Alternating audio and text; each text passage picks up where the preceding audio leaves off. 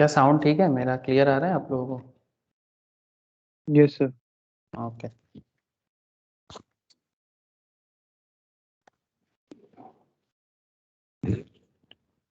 Okay sir, ठीक है। Okay sir, recording message गया है? देखो देखो तो एक बार, रिकॉर्डिंग स्टार्टिंग मैसेज। ओके, ठीक है, चलो डन फिर। अच्छा, तो फिर गुड इवनिंग अगेन सबको फिर से। तो कंपनी लॉ, हाँ सर, कंपनी लॉ का क्लास है। थोड़ा डिटेल्स में डिस्कशन चल रहा है अभी कंपनी लॉ में। तो आज कंपनी लॉ में मैं आप लोगों को, ऐसे तो ये ओवरऑल ओवरऑल जो टॉपिक है, ओवरऑल टॉपिक का नाम सर आप लोगों को पता है, that is management and administration. यही है ना नील? किरे नील, मैनेजमेंट एंड অ্যাডমিনিস্ট্রেশন, তাই তো? দেখেছিস নাকি বাড়িতে? রিভিশন করেছিস যেটা পড়িয়েছি আগের दिन? अच्छा ठीक है सर, कोई बात नहीं। तो बेसिकली ये जो मैनेजमेंट एंड एडमिनिस्ट्रेशन का एरिया चल रहा है, जिसमें मैं आप लोगों को प्रीवियस लेक्चर्स में स्पेशली रजिस्टर के बारे में बताया, एनुअल रिटर्न के बारे में बात किया था। याद है थोड़ा सा? शिवम, संपद, आप लोगों को याद होना चाहिए रजिस्टर, एनुअल रिटर्न। हाँ, कि कंपनी को कैसे हाँ, ओके सर, वेरी गुड। थोड़ा बहुत याद करो, घर के रेगुलर का पढ़ाई रेगुलर करते जाओ सर। रेगुलर जो भी क्लासेस में होता जा रहा है ना सर, उसको घर में ज़रूर रिवीजन दीजिए। नहीं तो क्या होगा ना, क्लास तो हो जाएगा लेकिन बाद में वो दिमाग में स्टोर करने के लिए थोड़ा सा उसको रिवाइज करते रहना चाहिए, अच्छे होते हैं सर। ठीक है। अच्छा, तो फिर आज डिस्कशन क्या करेंगे सर? सर ऐसे तो ओवरऑल मैनेजमेंट एडमिनिस्ट्रेशन का ही पार्ट है, लेकिन डिस्कशन आज होगा सर मीटिंग के बारे में। ये एंट्रेंस लेवल, फाउंडेशन लेवल में भी ये यहाँ से सवाल पूछते हैं सर। एग्जीक्यूटिव लेवल में तो पूछते ही हैं, ठीक है, फाइनल में भी कभी कभी पूछ लेते हैं। तो ये मीटिंग का एरिया है कंपनी लॉ में। सर कंपनी लॉ में मीटिंग मतलब सर इन सिंपल समझते हैं, लॉ में तो बहुत कुछ बोला हुआ है, हम लोग लॉ को जानेंगे, सेक्शन को भी जानेंगे, बट मेनली जिस पॉइंट में आज बात करेंगे ना आपसे, उसको ना पहले प्रैक्टिकली समझते हैं। सर ये प्रैक्टिकल बातें क्या हो जाता है?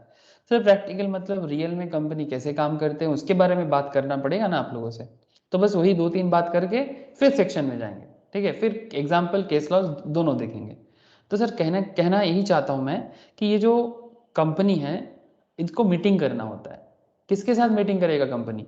सर कंपनी शेयर होल्डर के साथ मीटिंग करता है, शेयर होल्डर के साथ मीटिंग करते हैं, एनुअल जनरल मीटिंग करता है, कंपनी बोर्ड मीटिंग करता है, मतलब जो बोर्ड ऑफ डायरेक्टर्स के टीम होते हैं ना, उनके साथ मीटिंग होता है उनका। तो क्योंकि मीटिंग होना ज़रूरी है ना कॉर्पोरेट लेवल में, ये कंपनी लॉ का पार्ट है sir. Obviously this is not a basics of company law, जैसे कि आप लोगों को पता है बेसिक्स ऑफ कंपनी लॉ का अलग से होता है, जिन लोगों ने कर लिया ठीक है, जिन्होंने नहीं किया अभी तक उनको बाद में बेसिक्स ऑफ कंपनी लॉ कराया जाएगा। ये कंपनी का मीटिंग के बारे में बात कर रहा हूँ, ठीक है, समझ में आ जाएगा सर। जिन्होंने कभी बेसिक्स ऑफ कंपनी लॉ नहीं पढ़ा उससे भी समझ में आएगा, और जिन्होंने कंपनी लॉ बेसिक्स पढ़ के आया उन्हें तो समझ में आएगा ही, ठीक है। तो सर ये कंपनी मीटिंग करते हैं, मैं आप लोगों को स्टॉक मार्केट रिलेटेड मैटर में भी बात करूंगा, because stock market related companies का डेटा हमें मार्केट से मिल जाता है सर, तो उसका भी चर्चा होगा कि किस तरह से। चलो मैं आपको एक काम करता हूँ, स्क्रीन शेयर करता हूँ और कुछ दिखाता हूँ आपको, तो आपको थोड़ा ज़्यादा समझ में आ जाएगा। तो ज़्यादा समझने का दरकार नहीं है, जितना ज़रूरी है उतना समझा दो, ठीक है सर। ज़्यादा नहीं समझाऊंगा, बट ज़रूरी जितना है उतना तो समझाऊंगा ना। Okay okay. अच्छा, तो एक सेकेंड सर, ये मनी कंट्रोल का एक साइट है, ऐसे मनी कंट्रोल है, टिकट ऐप है, बहुत सारा ऐप है सर, ऐसे वेबसाइट है जहाँ पर शेयर मार्केट का इन्फॉर्मेशन मिलता है, कंपनी रिलेटेड रेलिवेंट इन्फॉर्मेशन मिलता है। आप लोग जानते हो ये सब साइट के बारे में? खबर कभी सुने हो किसी किसी के मुंह से? हाँ रे, हाँ ना, कुछ तो बोलो संपत। सर आमदार मुकेश सुना जी। मेरे ही मुंह से सुना है? ये क्या बात है, मेरे मुंह से सुनने से पहले भी सुन लेना चाहिए था। ओके ठीक है, कोई बात नहीं सर।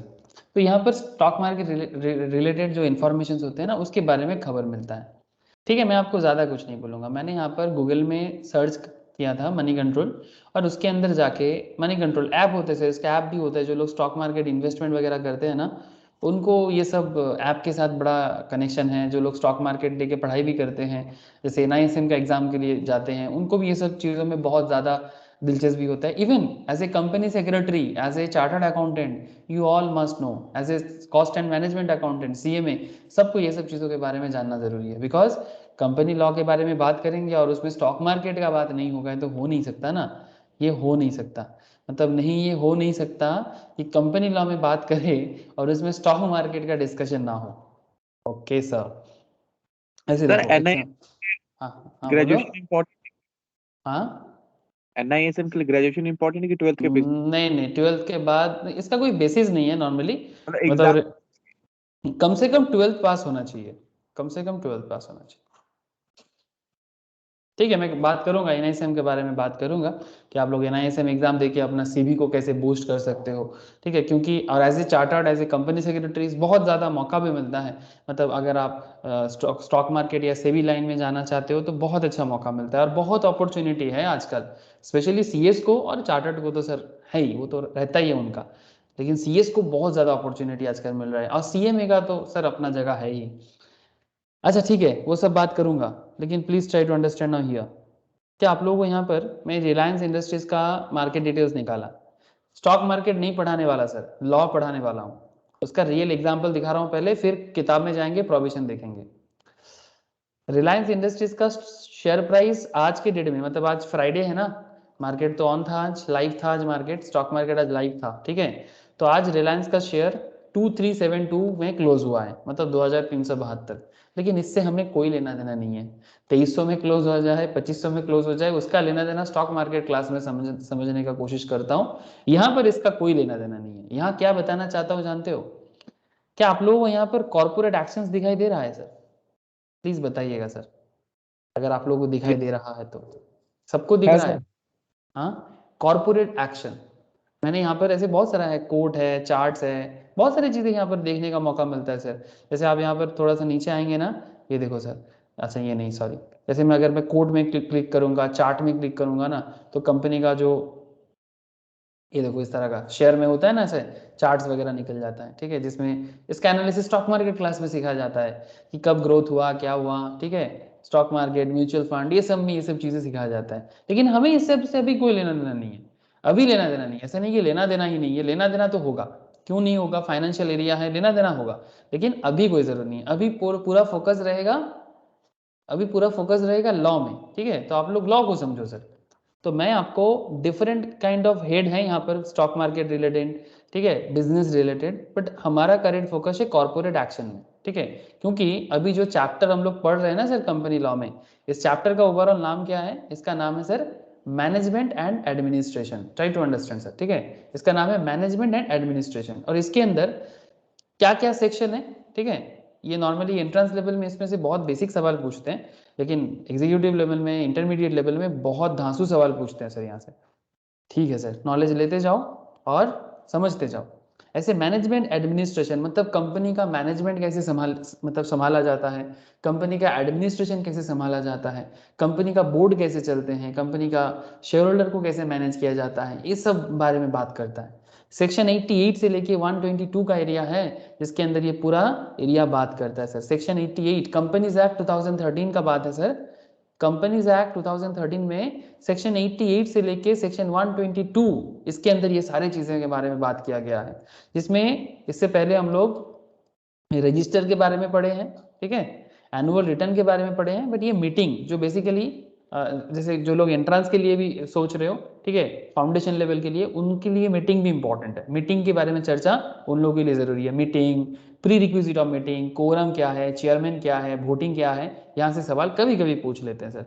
तो इसलिए मैंने सोचा कि आप लोगों को बता देता हूँ। बाकी एग्जीक्यूटिव लेवल, इंटरमीडिएट लेवल में ये पूरा का पूरा एरिया पूरा जरूरत है सर। ठीक है, तो इसलिए मीटिंग को बहुत अच्छे से समझना, it's a very popular point, because real life में जो लोग भी स्टॉक मार्केट या रेलिवेंट मैटर के साथ कनेक्टेड होते हैं ना, उनको मीटिंग के बारे में खबर जरूर होता है। लेकिन आपको बता दूं मैं कि जब भी मार्केट में खबर आता है ना कि इस कंपनी का एजीएम होने वाला है, उस कंपनी का एजीएम होने वाला है, ठीक है, आज रिलायंस का एजीएम है, कल टाटा का एजीएम है, आप लोगों को समझ में आ रहा है ना सर? इसको कहते हैं कॉर्पोरेट एक्शन। क्या कहते हैं इसको? Corporate action. जैसे ही मार्केट में किसी कंपनी का एजीएम, ईजीएम, ईजीएम क्या होता है sir? Extra ordinary general meeting. मैं सब समझाऊंगा, एजीएम समझाऊंगा, ईजीएम समझाऊंगा, बोर्ड मीटिंग समझाऊंगा, डोंट वरी। ठीक है, बोर्ड मीटिंग समझाऊंगा, शेयर होल्डर्स मीटिंग, उसको क्लास मीटिंग भी बोलते हैं, ठीक है, शेयर होल्डर्स मीटिंग या बोर्ड मीटिंग या क्लास मीटिंग, ठीक है। तो ये सब मीटिंग जब भी मार्केट में अनाउंस होता है ना कॉर्पोरेट एक्शन के थ्रू से, तो तभी ना मार्केट में हलचल आ जाता है। मार्केट मतलब मैं शेयर मार्केट का बात कर रहा हूँ। अच्छा सर, जरूरी है कि सभी कंपनी स्टॉक मार्केट में हो? नहीं सर, ऐसा कोई बात नहीं है, प्राइवेट कंपनीज के केस में भी होता है, लेकिन तब स्टॉक मार्केट में हलचल देखने को नहीं मिलेगा, बिकॉज वो प्राइवेटली चलता है, ठीक है। कंपनी जब प्राइवेटली चले तो प्राइवेट मैटर है, ठीक है, लेकिन जब वो पब्लिकली चले जैसे स्टॉक मार्केट लिस्टेड कंपनीज, तो उसके बारे में हलचल क्रिएट हो जाता है, मतलब स्टॉक शेयर में उसका ग्रोथ होगा नहीं होगा, इस तरह का बात, ठीक है। सर जैसे यहाँ पर आपको मैं दिखा रहा हूँ, देखो सर प्रैक्टिकली देखो, मैंने यहाँ पर कॉर्पोरेट एक्शन में क्लिक किया और यहाँ पर एजीएम ईजीएम में क्लिक कर दिया। आप देख पा रहे हैं sir, AGM EGM, annual, AGM क्या होता है? Annual general meeting. ईजीएम क्या होता है? Extra ordinary general meeting. But अभी हम लोग लॉ के अंदर पढ़ेंगे ना ये सब चीजें। अच्छा सर देखो, यहाँ पर आपको मैं थोड़ा सा दिखाता हूँ, लुक हियर सर, ये रिलायंस है। रिलायंस ने लास्ट जो एजीएम बनाया था अपनी कंपनी के अंदर, एजीएम मतलब क्या बोला मैं? Annual general meeting, okay, annual general meeting. क्यों करते हैं, किस लिए करते हैं, सब बताऊंगा आप लोगों को। ये तो आज का क्लास का डिस्कशन है कि एनुअल जनरल मीटिंग क्या होता है, कौन से सेक्शन इसको एनुअल जनरल मीटिंग करने का प्रोविजन बताते हैं, उसके अंदर क्या लिखा हुआ है, शेयर होल्डर का क्या लेना देना, गवर्नमेंट का क्या लेना देना, कंपनी का क्या लेना देना, ये सभी चीज बताऊंगा आप लोगों को आज, ठीक है। तो एनुअल जनरल मीटिंग जो रिलायंस ने लास्ट किया था, सर रिलायंस से क्यों, आप किसी और भी कंपनी का देख लो, टाटा, बिरला, आप जिसका देखना चाहोगे। आईटीसी देखोगे? चलो सर आईटीसी का भी देख लेते हैं, मिल जाएगा तो। आईटीसी एजीएम, ईजीएम देख लेते हैं सर, कि नॉट जस्ट रिलायंस। हाँ बोलो। एजीएम के नीचे पीओएम लिखा हुआ था, उसका मतलब क्या होता है? अरे यहाँ पीओएम 1/18/2017 को एजीएम के नीचे। एजीएम के नीचे पीओएम, हाँ वो नीचे जाओ ना, नीचे जाओ, आप नीचे, आप ऊपर जा रहे हो। इधर आएंगे हाँ ना ये, इधर जाएंगे ना। हाँ हाँ, यहाँ लिखा हुआ है ना। ये मोस्ट प्रोबेबली पोस्टपोन वगैरह कुछ हुआ था, पोस्टपोनमेंट ऑफ मीटिंग ऐसा कुछ होगा, ठीक है। पोस्टपोन हुआ था इसलिए देख कुछ यहाँ पर है नहीं, most probably postponement of meeting ऐसा कुछ बात हो सकता है। यहाँ पर कुछ बताया नहीं, कुछ डिटेल्स भी नहीं है, ठीक है। अच्छा, जो मैं बोलने जा रहा था भुला दिया शिवम ने मुझे, क्या था, मैं आईटीसी का बताने जा रहा था। देखते हैं सर, चलो आईटीसी का नाम तो आप लोग सुने होंगे ना सर। ये कौन सा आईटीसी है बाबा? आईटीसी भद्राचलम लिमिटेड नहीं रे, आईटीसी मैं सिंपल आईटीसी का बात कर रहा हूँ, भद्राचलम आईटीसी नहीं। मैं ये जो आईटीसी जो प्रोडक्ट है ना, इसका बहुत सारा कंपनी में ये वाला आईटीसी, इसका भी देखो, आपको इसका भी मिलेगा, ये देखो कॉर्पोरेट एक्शंस, एजीएम, ईजीएम, ठीक है। अब यहाँ पर मैं नीचे आपको दिखा रहा हूँ सर, ठीक है। अब रिलायंस में भी देखो, आईटीसी में भी देखो, आपको बस एक छोटा सा चीज़ दिखाता हूँ, ज़्यादा बड़ा चीज़ नहीं दिखाऊंगा अभी, क्योंकि ये सब चीज़ धीरे धीरे आप लोगों को समझ में आ जाएगा, ठीक है। जो लोग स्टॉक मार्केट के साथ भी ये सब चीज़ें समझते हैं ना, उनको भी बहुत फ़ायदा होता है, बिकॉज स्टॉक मार्केट में this are very important parts. Look at here sir, AGM last बना था रिलायंस का 24 जून 2021 को, ठीक है, दिस ईयर, ओके। अच्छा, उससे पहले उसका एजीएम हुआ था 3 मई 2021 को, ठीक है। पर्पस था अदर मीटिंग, इसको ईजीएम भी बोल सकते हो। और उस मीटिंग में कंपनी ने फर्स्ट कॉल, कुछ शेयर होल्डर का पेमेंट बाकी था। आप लोग फर्स्ट कॉल फाइनल कॉल के बारे में पहले सुने हो ना? अरे अरे यस। बचपन का अकाउंट्स है, company accounts, first call, final call, याद आ रहा है क्या? अरे एप्लीकेशन मनी, ये तो 12 में ही पढ़ाया जाता है।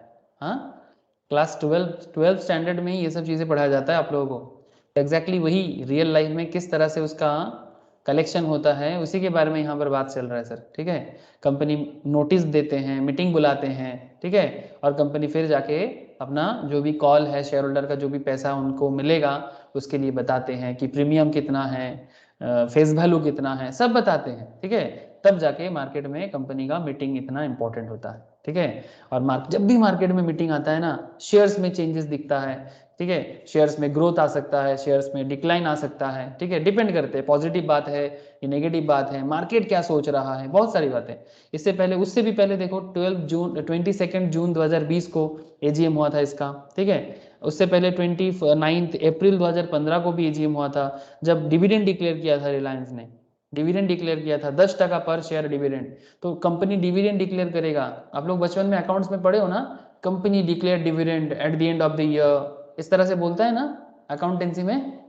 अरे जब आप लोग प्रैक्टिकली अकाउंट्स करते हो, ये तो सम्स के अंदर होता है ना कि company declare dividend, interim dividend, final dividend. सुना कि नहीं सुना, बोलो ना। हाँ सर। Yes sir. है ना, तो ये सब वर्ड्स आप लोग सुने हो कहाँ पर, अकाउंट्स में। लेकिन इसको अकाउंट्स में तो कैलकुलेशन पर्पस में करते हो, लेकिन इसका कुछ तो लीगल पर्पस होगा, कुछ तो लीगल मैटर होगा, कुछ तो सेक्शन होगा, कुछ तो सबसेक्शन होगा, कुछ तो क्लॉज होगा जिसके अंदर इसके बारे में बोला हुआ है। ठीक है, तो वही लॉ आप लोगों को पढ़ाया जा रहा है सर। ठीक है, ये कहाँ बोला हुआ है, क्यों बोला हुआ है, that is the main concern. Okay, वही मेन चिंता का विषय है कि आपको वही बताना पड़ेगा मुझे कि भाई सर समझो आज कि मीटिंग क्या है, मीटिंग क्यों किया जाता है। ठीक है, that is the main point. Corporate actions, बहुत सारी चीजें हैं, बस पहले तो जानो पहले, उसके बाद धीरे धीरे जैसे जैसे आप लोगों के मन में सवाल और बनता जाएगा मैं आप लोगों को और चीजें बताऊंगा, डोंट वरी।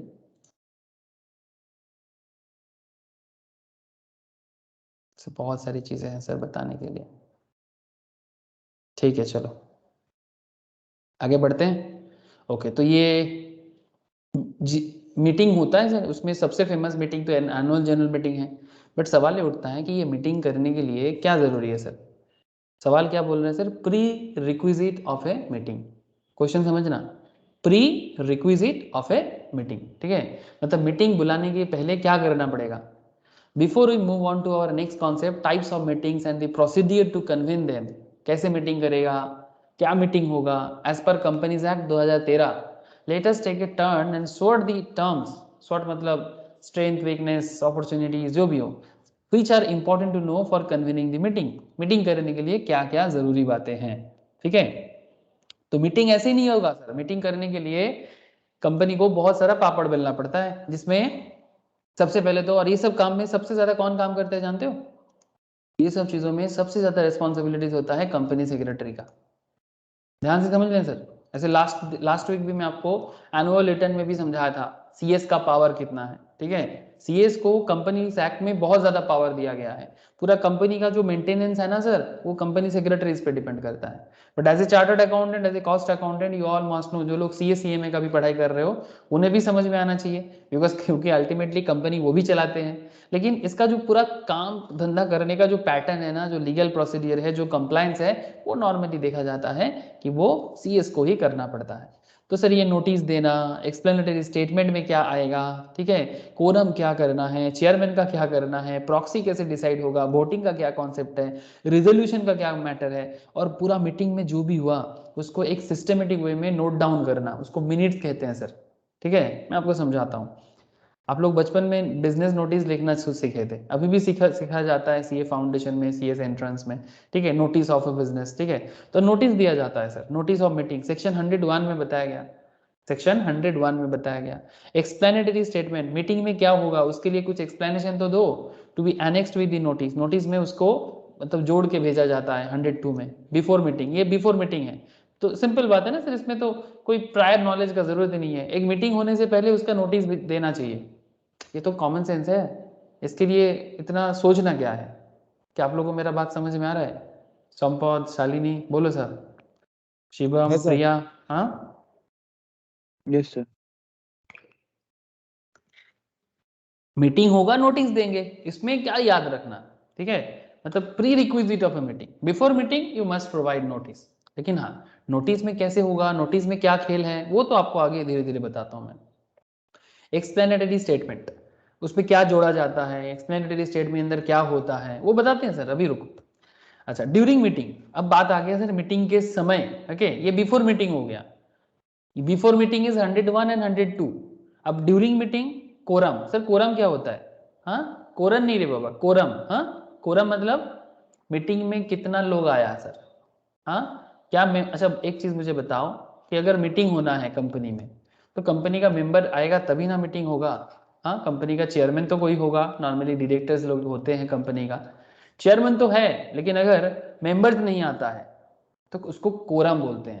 जैसे मानो कि आप लोग क्लास में आओगे तब ना मैं पढ़ाऊंगा, आप लोग मुझे एक चीज़ बताओ कि आप लोग अगर क्लास में किसी दिन ज्वाइन नहीं करते, जैसे कभी कभी ऐसा होता है ना, बहुत सारे स्टूडेंट ज्वाइन नहीं करता, ठीक है, तो कोई एक जन होता है या दो जन क्लास में होता है, लेकिन फिर भी क्लास चलता है, क्लास बंद नहीं होता। ऐसा कभी हुआ है क्या कि एक जन दो जन है तो क्लास बंद है, ना तो मेरा ना तो मैम का?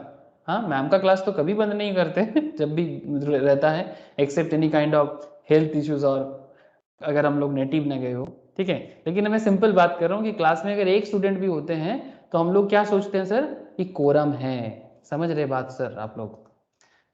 वैसा ही कंपनी जब मीटिंग बुलाते हैं ना, तो उसमें कितना मेंबर्स आने पे कंपनी को लगता है कि मीटिंग करना चाहिए, उसका एक ना प्रोविजन है जो 103 में बोला गया है कि कितना मेंबर्स का कंपनी है, उसमें कितना मिनिमम मेंबर आने से कंपनी मीटिंग को रन करेगा, और कितना मेंबर ना आने से मीटिंग को एडजर्न कर देगा। क्या कर देगा सर? एडजर्न कर देगा, मतलब दूसरे किसी डेट में फिर से बुलाएगा।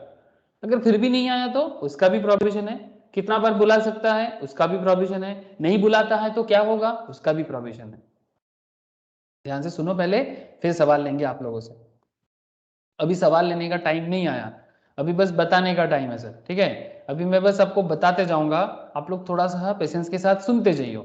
हाँ, कुछ डाउट हो तो बीच में जरूर पूछिए, लेकिन पहले सुन लो फिर सवाल लेंगे। क्या मन में सवाल है बताना फिर मुझे। अच्छा, तो ड्यूरिंग मीटिंग में कोरम बहुत ज़रूरी है, मतलब मेंबर्स कितना प्रेजेंट है मीटिंग के लिए वो बहुत ज़रूरी है, वही कोरम है सर, जिसको सेक्शन 103 कहता है। सर चेयरमैन क्या है, कौन चेयरमैन है, कि कौन चेयरमैन बन सकता है, उसका काम क्या है, 104 में बताया गया है। सर प्रॉक्सी, सर ये प्रॉक्सी कौन है? सर आप लोग स्कूल में प्रॉक्सी देते थे किसी दोस्त के बिहाफ में प्रॉक्सी, प्रेजेंस, यस, हाँ हम लोग बंगाली में देते थे सर, बंगाली मीडियम स्कूल में जब पढ़ते थे। उपस्थित, उपस्थित मतलब प्रेजेंस, ठीक है। क्या आप लोगों ने कभी दिया सर प्रॉक्सी? बोलो, अरे यस बोलो। सर। हाँ सर। हाँ दी। कभी पकड़े गए, ऐसा हुआ कि टीचर पकड़ लिया आपको? अरे कभी ऐसा हुआ कि टीचर पकड़ लिया, या ऐसा कभी नहीं हुआ कि टीचर पकड़े नहीं गए? हाँ, अच्छा, प्रॉक्सी जैसे आप लोग भी देते थे, जैसे कभी कभी टीचर्स भी प्रॉक्सी देता था, वो उसको हम लोग बोलते हैं प्रॉक्सी टीचर, मतलब ऐसा होता था ना। और प्रॉक्सी टीचर आगे अगर पढ़ाते तो हम लोग को अच्छा नहीं लगता, वो प्रॉक्सी टीचर आके क्या करता था, हम लोग उनसे स्टोरी सुनते थे, ठीक है, स्कूल का बात कर रहा हूँ। प्रॉक्सी टीचर आ जाते थे तो हम लोग बोलते थे सर पढ़ाई तो नहीं होगा, आपको स्टोरी सुनाइए। तो प्रॉक्सी टीचर आने से हम लोग को बड़ा मजा मिलता था सर, ठीक है, क्योंकि हम लोगों को स्टोरी सुनने का मौका मिलता था। आई डोंट नो आप लोगों को भी ऐसा एक्सपीरियंस हो सकता है सर, ठीक है समझ गए। लेकिन ये प्रॉक्सी अलग है सर, इसमें क्या होगा, ये वाला प्रॉक्सी वो स्कूल वाला प्रॉक्सी से थोड़ा अलग है। यहाँ पर अगर कोई मेंबर है, कोई शेयर होल्डर है कंपनी का, अगर वो मीटिंग में नहीं पहुंच पाते तो उसके जगह में कोई और जा सकता है क्या, कि मीटिंग में क्या हो रहा है उसको शेयर होल्डर्स को आगे बताए। तो अगर कोई शेयर होल्डर्स की जगह शेयर होल्डर्स किसी अपने एजेंट को भेजता है मीटिंग में, तो उसका क्या पावर है, क्या क्या शेयर होल्डर जो नहीं है क्या वो मीटिंग में जा सकते हैं? मीटिंग अगर मीटिंग में जा सकते हैं तो क्या प्रोविजन है, उसका क्या प्रावधान है? 105 में बोला गया है। सर वोटिंग, सर मीटिंग होगा तो उसमें डिसीजन तो लिया जाएगा, अरे बोलो सर, मीटिंग होगा तो उसमें डिसीजन तो लिया जाएगा ना, कि जैसे मैं आपको दिखा रहा था ना कि कंपनी कितना शेयर कॉल करेगा। हाँ, जैसे मैं आपको दिखा रहा था आईटीसी का, रिलायंस का, जैसे देखो आईटीसी का, ठीक है, कब कितना डिविडेंड डिक्लेयर करेगा। जैसे यहाँ पर आईटीसी ने बोला 850% डिविडेंड डिक्लेयर करेगा, उससे पहले बोला 625% डिविडेंड डिक्लेयर करेगा, ठीक है। तो ऐसे डिविडेंड कितना डिक्लेयर होगा, फिर कंपनी ये पूछते हैं कि कॉल मनी कितना रिसीव करेंगे, डिफरेंट काइंड ऑफ डिसीजन लिया जाता है, ठीक है। मैं आपको आगे बताता हूँ, रिजोल्यूशन भी बोला जाता है, बट डिटेल्स में बात करूंगा आगे, ठीक है। तो वोट दिया जाता है, ठीक है, तो कौन फेवर में है कौन अगेंस्ट में है, मतलब मीटिंग में कोई तो डिसीजन होगा कंपनी का, बिजनेस रिलेटेड, ठीक है, बिजनेस रिलेटेड कोई तो डिसीजन होगा, और वो डिसीजन में ना वोट दिया जाता है। तो मेंबर्स क्या वोट दे सकते हैं, कितना वोट का पावर है, ठीक है, किसको कितना पावर दिया जाता है, 106 से लेके 110 के अंदर बोला गया है कंपनीज एक्ट 2013 में। Okay sir, okay sir, resolution भी लिया जाता होगा, मीटिंग होगा तो रिजोल्यूशन होगा कि नहीं होगा? अरे सिंपल, पाड़ा में कोई पूजा होता है, जैसे हमारे बंगाल में दुर्गा पूजा होता है, तो दुर्गा पूजा में मीटिंग बुलाते हैं सर, पूजा के कम से कम 2-3 महीने पहले। ऐसा होता है सर, जो लोग बंगाल में रहते हो उनको ज़रूर पता है सर। जैसे बाकी दूसरे स्टेट्स में अगर कोई है तो उनके वहाँ पर भी कोई ना कोई ऐसे स्पेशल प्रोग्राम होता होगा जो कमेटी होता है ना सर, जैसे हमारे बंगाल में दुर्गा पूजा कमेटी होता है, बहुत ज़्यादा बड़ा फेमस है, इनको लेके पॉलिटिक्स भी चलता है, कमेटी को पैसा दिया जाता है सरकार से, गजब का चीज़ है सर, इसमें क्या बताऊं मैं आपको। तो जो भी हो, दुर्गा पूजा कमेटी 2-3 महीने से मीटिंग बुलाते हैं, क्या पूजा होगा, क्या बजट होगा, हाँ सर, पूजा में कितना खर्चा किया जाएगा, कौन पूजा करेगा, कौन ब्राह्मण रहेगा, क्या लास्ट ईयर जो ब्राह्मण पूजा किए थे क्या वही ब्राह्मण इस बार भी पूजा करेगा, इस बार कौन सेक्रेटरी रहेगा, हाँ अरे पूजा कमेटी का भी सेक्रेटरी होता है ना, कौन कैशियर बनेगा, कुछ समझ में आ रहा है सर, हाँ अरे बोलो, समझ में आ रहा है पूजा कमेटी का बात। Yes sir. यस। अरे मतलब आप शायद ऐसे सोच रहे हो सर कहाँ पूजा कमेटी और कहाँ कंपनी, अरे कुछ अलग नहीं है अरे सर, कंपनी का मतलब क्या होता है, हाँ what is the meaning of company. आप लोग कंपनी मतलब कॉर्पोरेट सोचते हो, यस मैं भी सोचता हूँ, बट इन जनरल कंपनी का एक मतलब होता है ना साथ साथ चलना, हाँ अरे सर कोई कंपनी तो दे दो, ऐसे बोलते हैं ना हम लोग, अरे कोई कंपनी दे दो यार, मैं अकेला अकेला बोर हो रहा हूँ। तो जब कोई भी काम एक साथ कोई ऑब्जेक्टिव के साथ किया जाता है ना तो उसको एक कंपनी बोला जाता है। फिर लीगल वे में कोई प्राइवेट लिमिटेड लगा देते हैं, कोई पब्लिक लिमिटेड लगा देते हैं, ठीक है। तो बेसिकली कंपनी बिजनेस करता है, बिजनेस का एक अपना ऑब्जेक्टिव होता है और उस ऑब्जेक्टिव से बिजनेस को चलाना पड़ता है। Now point is very simple sir, चाहे पूजा कमेटी चलाना हो चाहे कंपनी चलाना हो, सिस्टम तो एक ही होगा, उसमें कोई ज़्यादा फर्क नहीं पड़ता। लेकिन क्योंकि बिजनेस है उसका अलग रूल्स रेगुलेशंस है, और सबसे बड़ी बात क्या है ना, इसमें कंट्री का बहुत बड़ा इंटरेस्ट है, मतलब जो गवर्नमेंट है ना अपना इंडिया का जो गवर्नमेंट है उनका इसमें बहुत बड़ा इंटरेस्ट है। क्यों? इसलिए गवर्नमेंट का इंटरेस्ट है क्योंकि गवर्नमेंट देश को बनाना चाहता है, और देश को बनाने के लिए देश में बिजनेस होना जरूरी है, और बिजनेस को देखने के लिए लॉ होना जरूरी है। तो समझ में आ रहा है ना, इसलिए पूरा कंपनीज मैटर को देखने के लिए ना एक गवर्नमेंट का एक डिपार्टमेंट बना हुआ है। क्या नाम है डिपार्टमेंट का, कौन बताएगा? पूरा कंपनी मैटर को देखने के लिए सरकार का एक डिपार्टमेंट बना हुआ है, क्या नाम है बोलो डिपार्टमेंट का? Ministry of corporate affairs. Thank you sir, ministry of corporate affairs, जो हमारे देश में पूरा बिजनेस मैटर को देखभाल करने का काम करते हैं सर, समझ रहे हैं ना सर।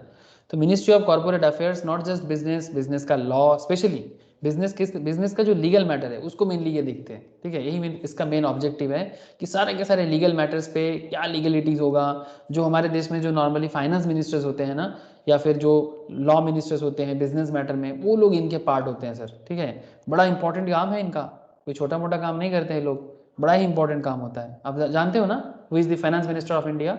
निर्मला सीतारमन जी। और ये देखो नीचे Rao Inderjit Singh, honourable minister of state, ठीक है। और भी लोग हैं, और भी लोग, ये तो मोदी जी रहेंगे ही सर, अभी हेड है पूरा मिनिस्टर लेवल में। जैसे अगर मैं यहाँ पर अबाउट एमसीए में जाऊँ तो एमसीए कितना सारा लॉ हैंडल करता है, मैं आपको दिखाता हूँ। एक्ट्स एंड रूल्स में जाता हूँ, आपको दिखाते हैं सर। ये मिनिस्ट्री ऑफ कॉर्पोरेट अफेयर्स है, गवर्नमेंट ऑफ इंडिया। सबसे पहले देखो कॉर्पोरेट अफेयर्स के साइट में जैसे ही मैं विजिट किया, कौन सा लॉ दिख रहा है? पहले भी दिखाया मैं आप लोगों को, फिर से दिखा रहा हूँ, आगे भी दिखाऊंगा।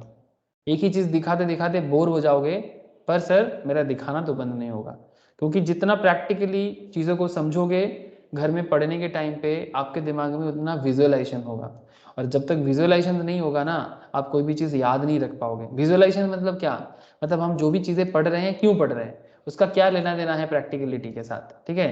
तो आपका क्वेश्चन पढ़ के आपको अंडरस्टैंडिंग बढ़ेगा आपको, ठीक है, कि जो भी चल रहा है उसका प्रैक्टिकल क्या यूज़ है नहीं है, इसीलिए आप लोग थोड़ा विजुअलाइज करना सीखो, ठीक है। तो कंपनीज एक्ट 2013 है, लिमिटेड लाइबिलिटी पार्टनरशिप एक्ट है, इंसॉल्वेंसी बैंक्रप्सी कोड है, कंपटीशन एक्ट है, पार्टनरशिप एक्ट है, चार्टर्ड अकाउंटेंट्स एक्ट है, कंपनी सेक्रेटरीज एक्ट है, सीएमए एक्ट है, बहुत सारे एक्ट देखते हैं ये लोग, ठीक है। ये देखो सीएस एक्ट, ठीक है, company secretaries, cost and working, society registration act, companies donation and national funds, ठीक है, बहुत सारी चीजें में मिनिस्ट्री ऑफ कॉर्पोरेट अफेयर्स देखते हैं। उसमें वन ऑफ द मेन मतलब बेस्ट, मतलब मेनली तो अगर बताया जाए तो दैट इज कंपनीज एक्ट 2013। अगर आप चाहो तो कंपनीज एक्ट के बारे में इसके अंदर जाके भी आप डिफरेंट काइंड ऑफ पढ़ाई कर सकते हो। ये देखो सर, मैं जो चैप्टर अभी पढ़ा रहा हूँ आप लोगों को, क्या आप लोगों को दिखाई दे रहा है? हाँ सर, क्या आप लोगों को दिखाई दे रहा है? अगर आप लोग कंपनीज एक्ट का पढ़ना चाहते हो ना तो आप यहाँ पर जाके सरकार के साइट से भी आप नोट्स डाउन कर सकते हो, ठीक है। आप चाहो तो वहाँ से भी नोट डाउन कर सकते हो, जरूरी नहीं कि एक्चुअली सीएस वाले जो लॉ को बनाते हैं ना, किताब वो लिखते हैं वो यहीं से लेते हैं, ठीक है, फिर मैट बनाते हैं, या फिर मार्केट में जो भी किताब अवेलेबल होते हैं उनको भी यहीं से लेना पड़ता है, ठीक है। ये देखो sir, preliminary chapter, incorporation of a company and matter incidental, prospectus allotment of securities, companies, private placement, share capital and debenture। मैं अभी आपको पढ़ा रहा हूँ मैनेजमेंट एंड एडमिनिस्ट्रेशन, दिखाई दिया? हाँ, अरे दिखाई दिया? Yes sir. ये देखो सर, उसमें देखो मैं आपको इतना देर कुछ दिन पहले मैं आपको रजिस्टर समझा रहा था, ठीक है, फिर मैं आपको बेनिफिशियल इंटरेस्ट समझा रहा था, ठीक है, फिर देखो सर एनुअल रिटर्न समझाया, ठीक है, आज मैं आपको क्या समझा रहा हूँ सर, मीटिंग समझा रहा हूँ, देख रहे हैं सर? ये देखो, अब यहाँ पर क्लिक करोगे ना ये सब पेज भी ओपन हो जाएगा। ये देखो कहाँ चला गया, एनुअल जनरल मीटिंग, ठीक है, ये देखो मैं जैसे मैं एनुअल जनरल मीटिंग में क्लिक किया, ये देखो अब एजीएम रिलेटेड सारे के सारे लीगल मैटर यहाँ पर हाजिर, कौन सा सेक्शन है, क्या कंपनी है, क्या नहीं है, ठीक है, लॉ में क्या बताते हैं, जो आपकी किताब के अंदर भी आपको मिलता है, ठीक है, तो ये भी आप पढ़ने के लिए यूज़ कर सकते हो, ठीक है। इसमें क्या होगा, आपको मिनिस्ट्री ऑफ कॉर्पोरेट अफेयर्स के साइट में भी थोड़ा घूमने का मौका मिलेगा, ठीक है, और कंपनी कैसे चलते हैं उसका पढ़ाई भी थोड़ा हो जाएगा। अरे बहुत सारा सोर्स है पढ़ने के लिए ना, लोग बोलते हैं सर किताब नहीं है कहाँ से पढ़े, हाँ अरे सर क्या किताब किताब पागल होते हो, जानो सोर्स जानो, पढ़ने का सोर्स जानो, क्यों पढ़ा जा रहा है वो जानो, किताब तो बाद में ले लेना सर, उसमें क्या है, बस चाहत होना चाहिए। ओके आगे बढ़ते हैं सर। ये मेरा रबर फिर से मेरे को डिस्टर्ब कर रहा है, इसके साथ ये मेरे साथ इसका क्या दुश्मनी है कि जब भी इसको मैं पेन बनाता हूँ ये रबर बन जाता है, टॉम एंड जेरी जैसा, और जब मैं इसको रबर बनाना चाहता हूँ तब ये पेन बन जाता है। एक मिनट रुको सर, बहुत डिस्टर्ब कर रहा है। ठीक है अभी बना है, पता नहीं कितना देर तक, ये देखो फिर से खराब हो गया, जस्ट अ सेकेंड।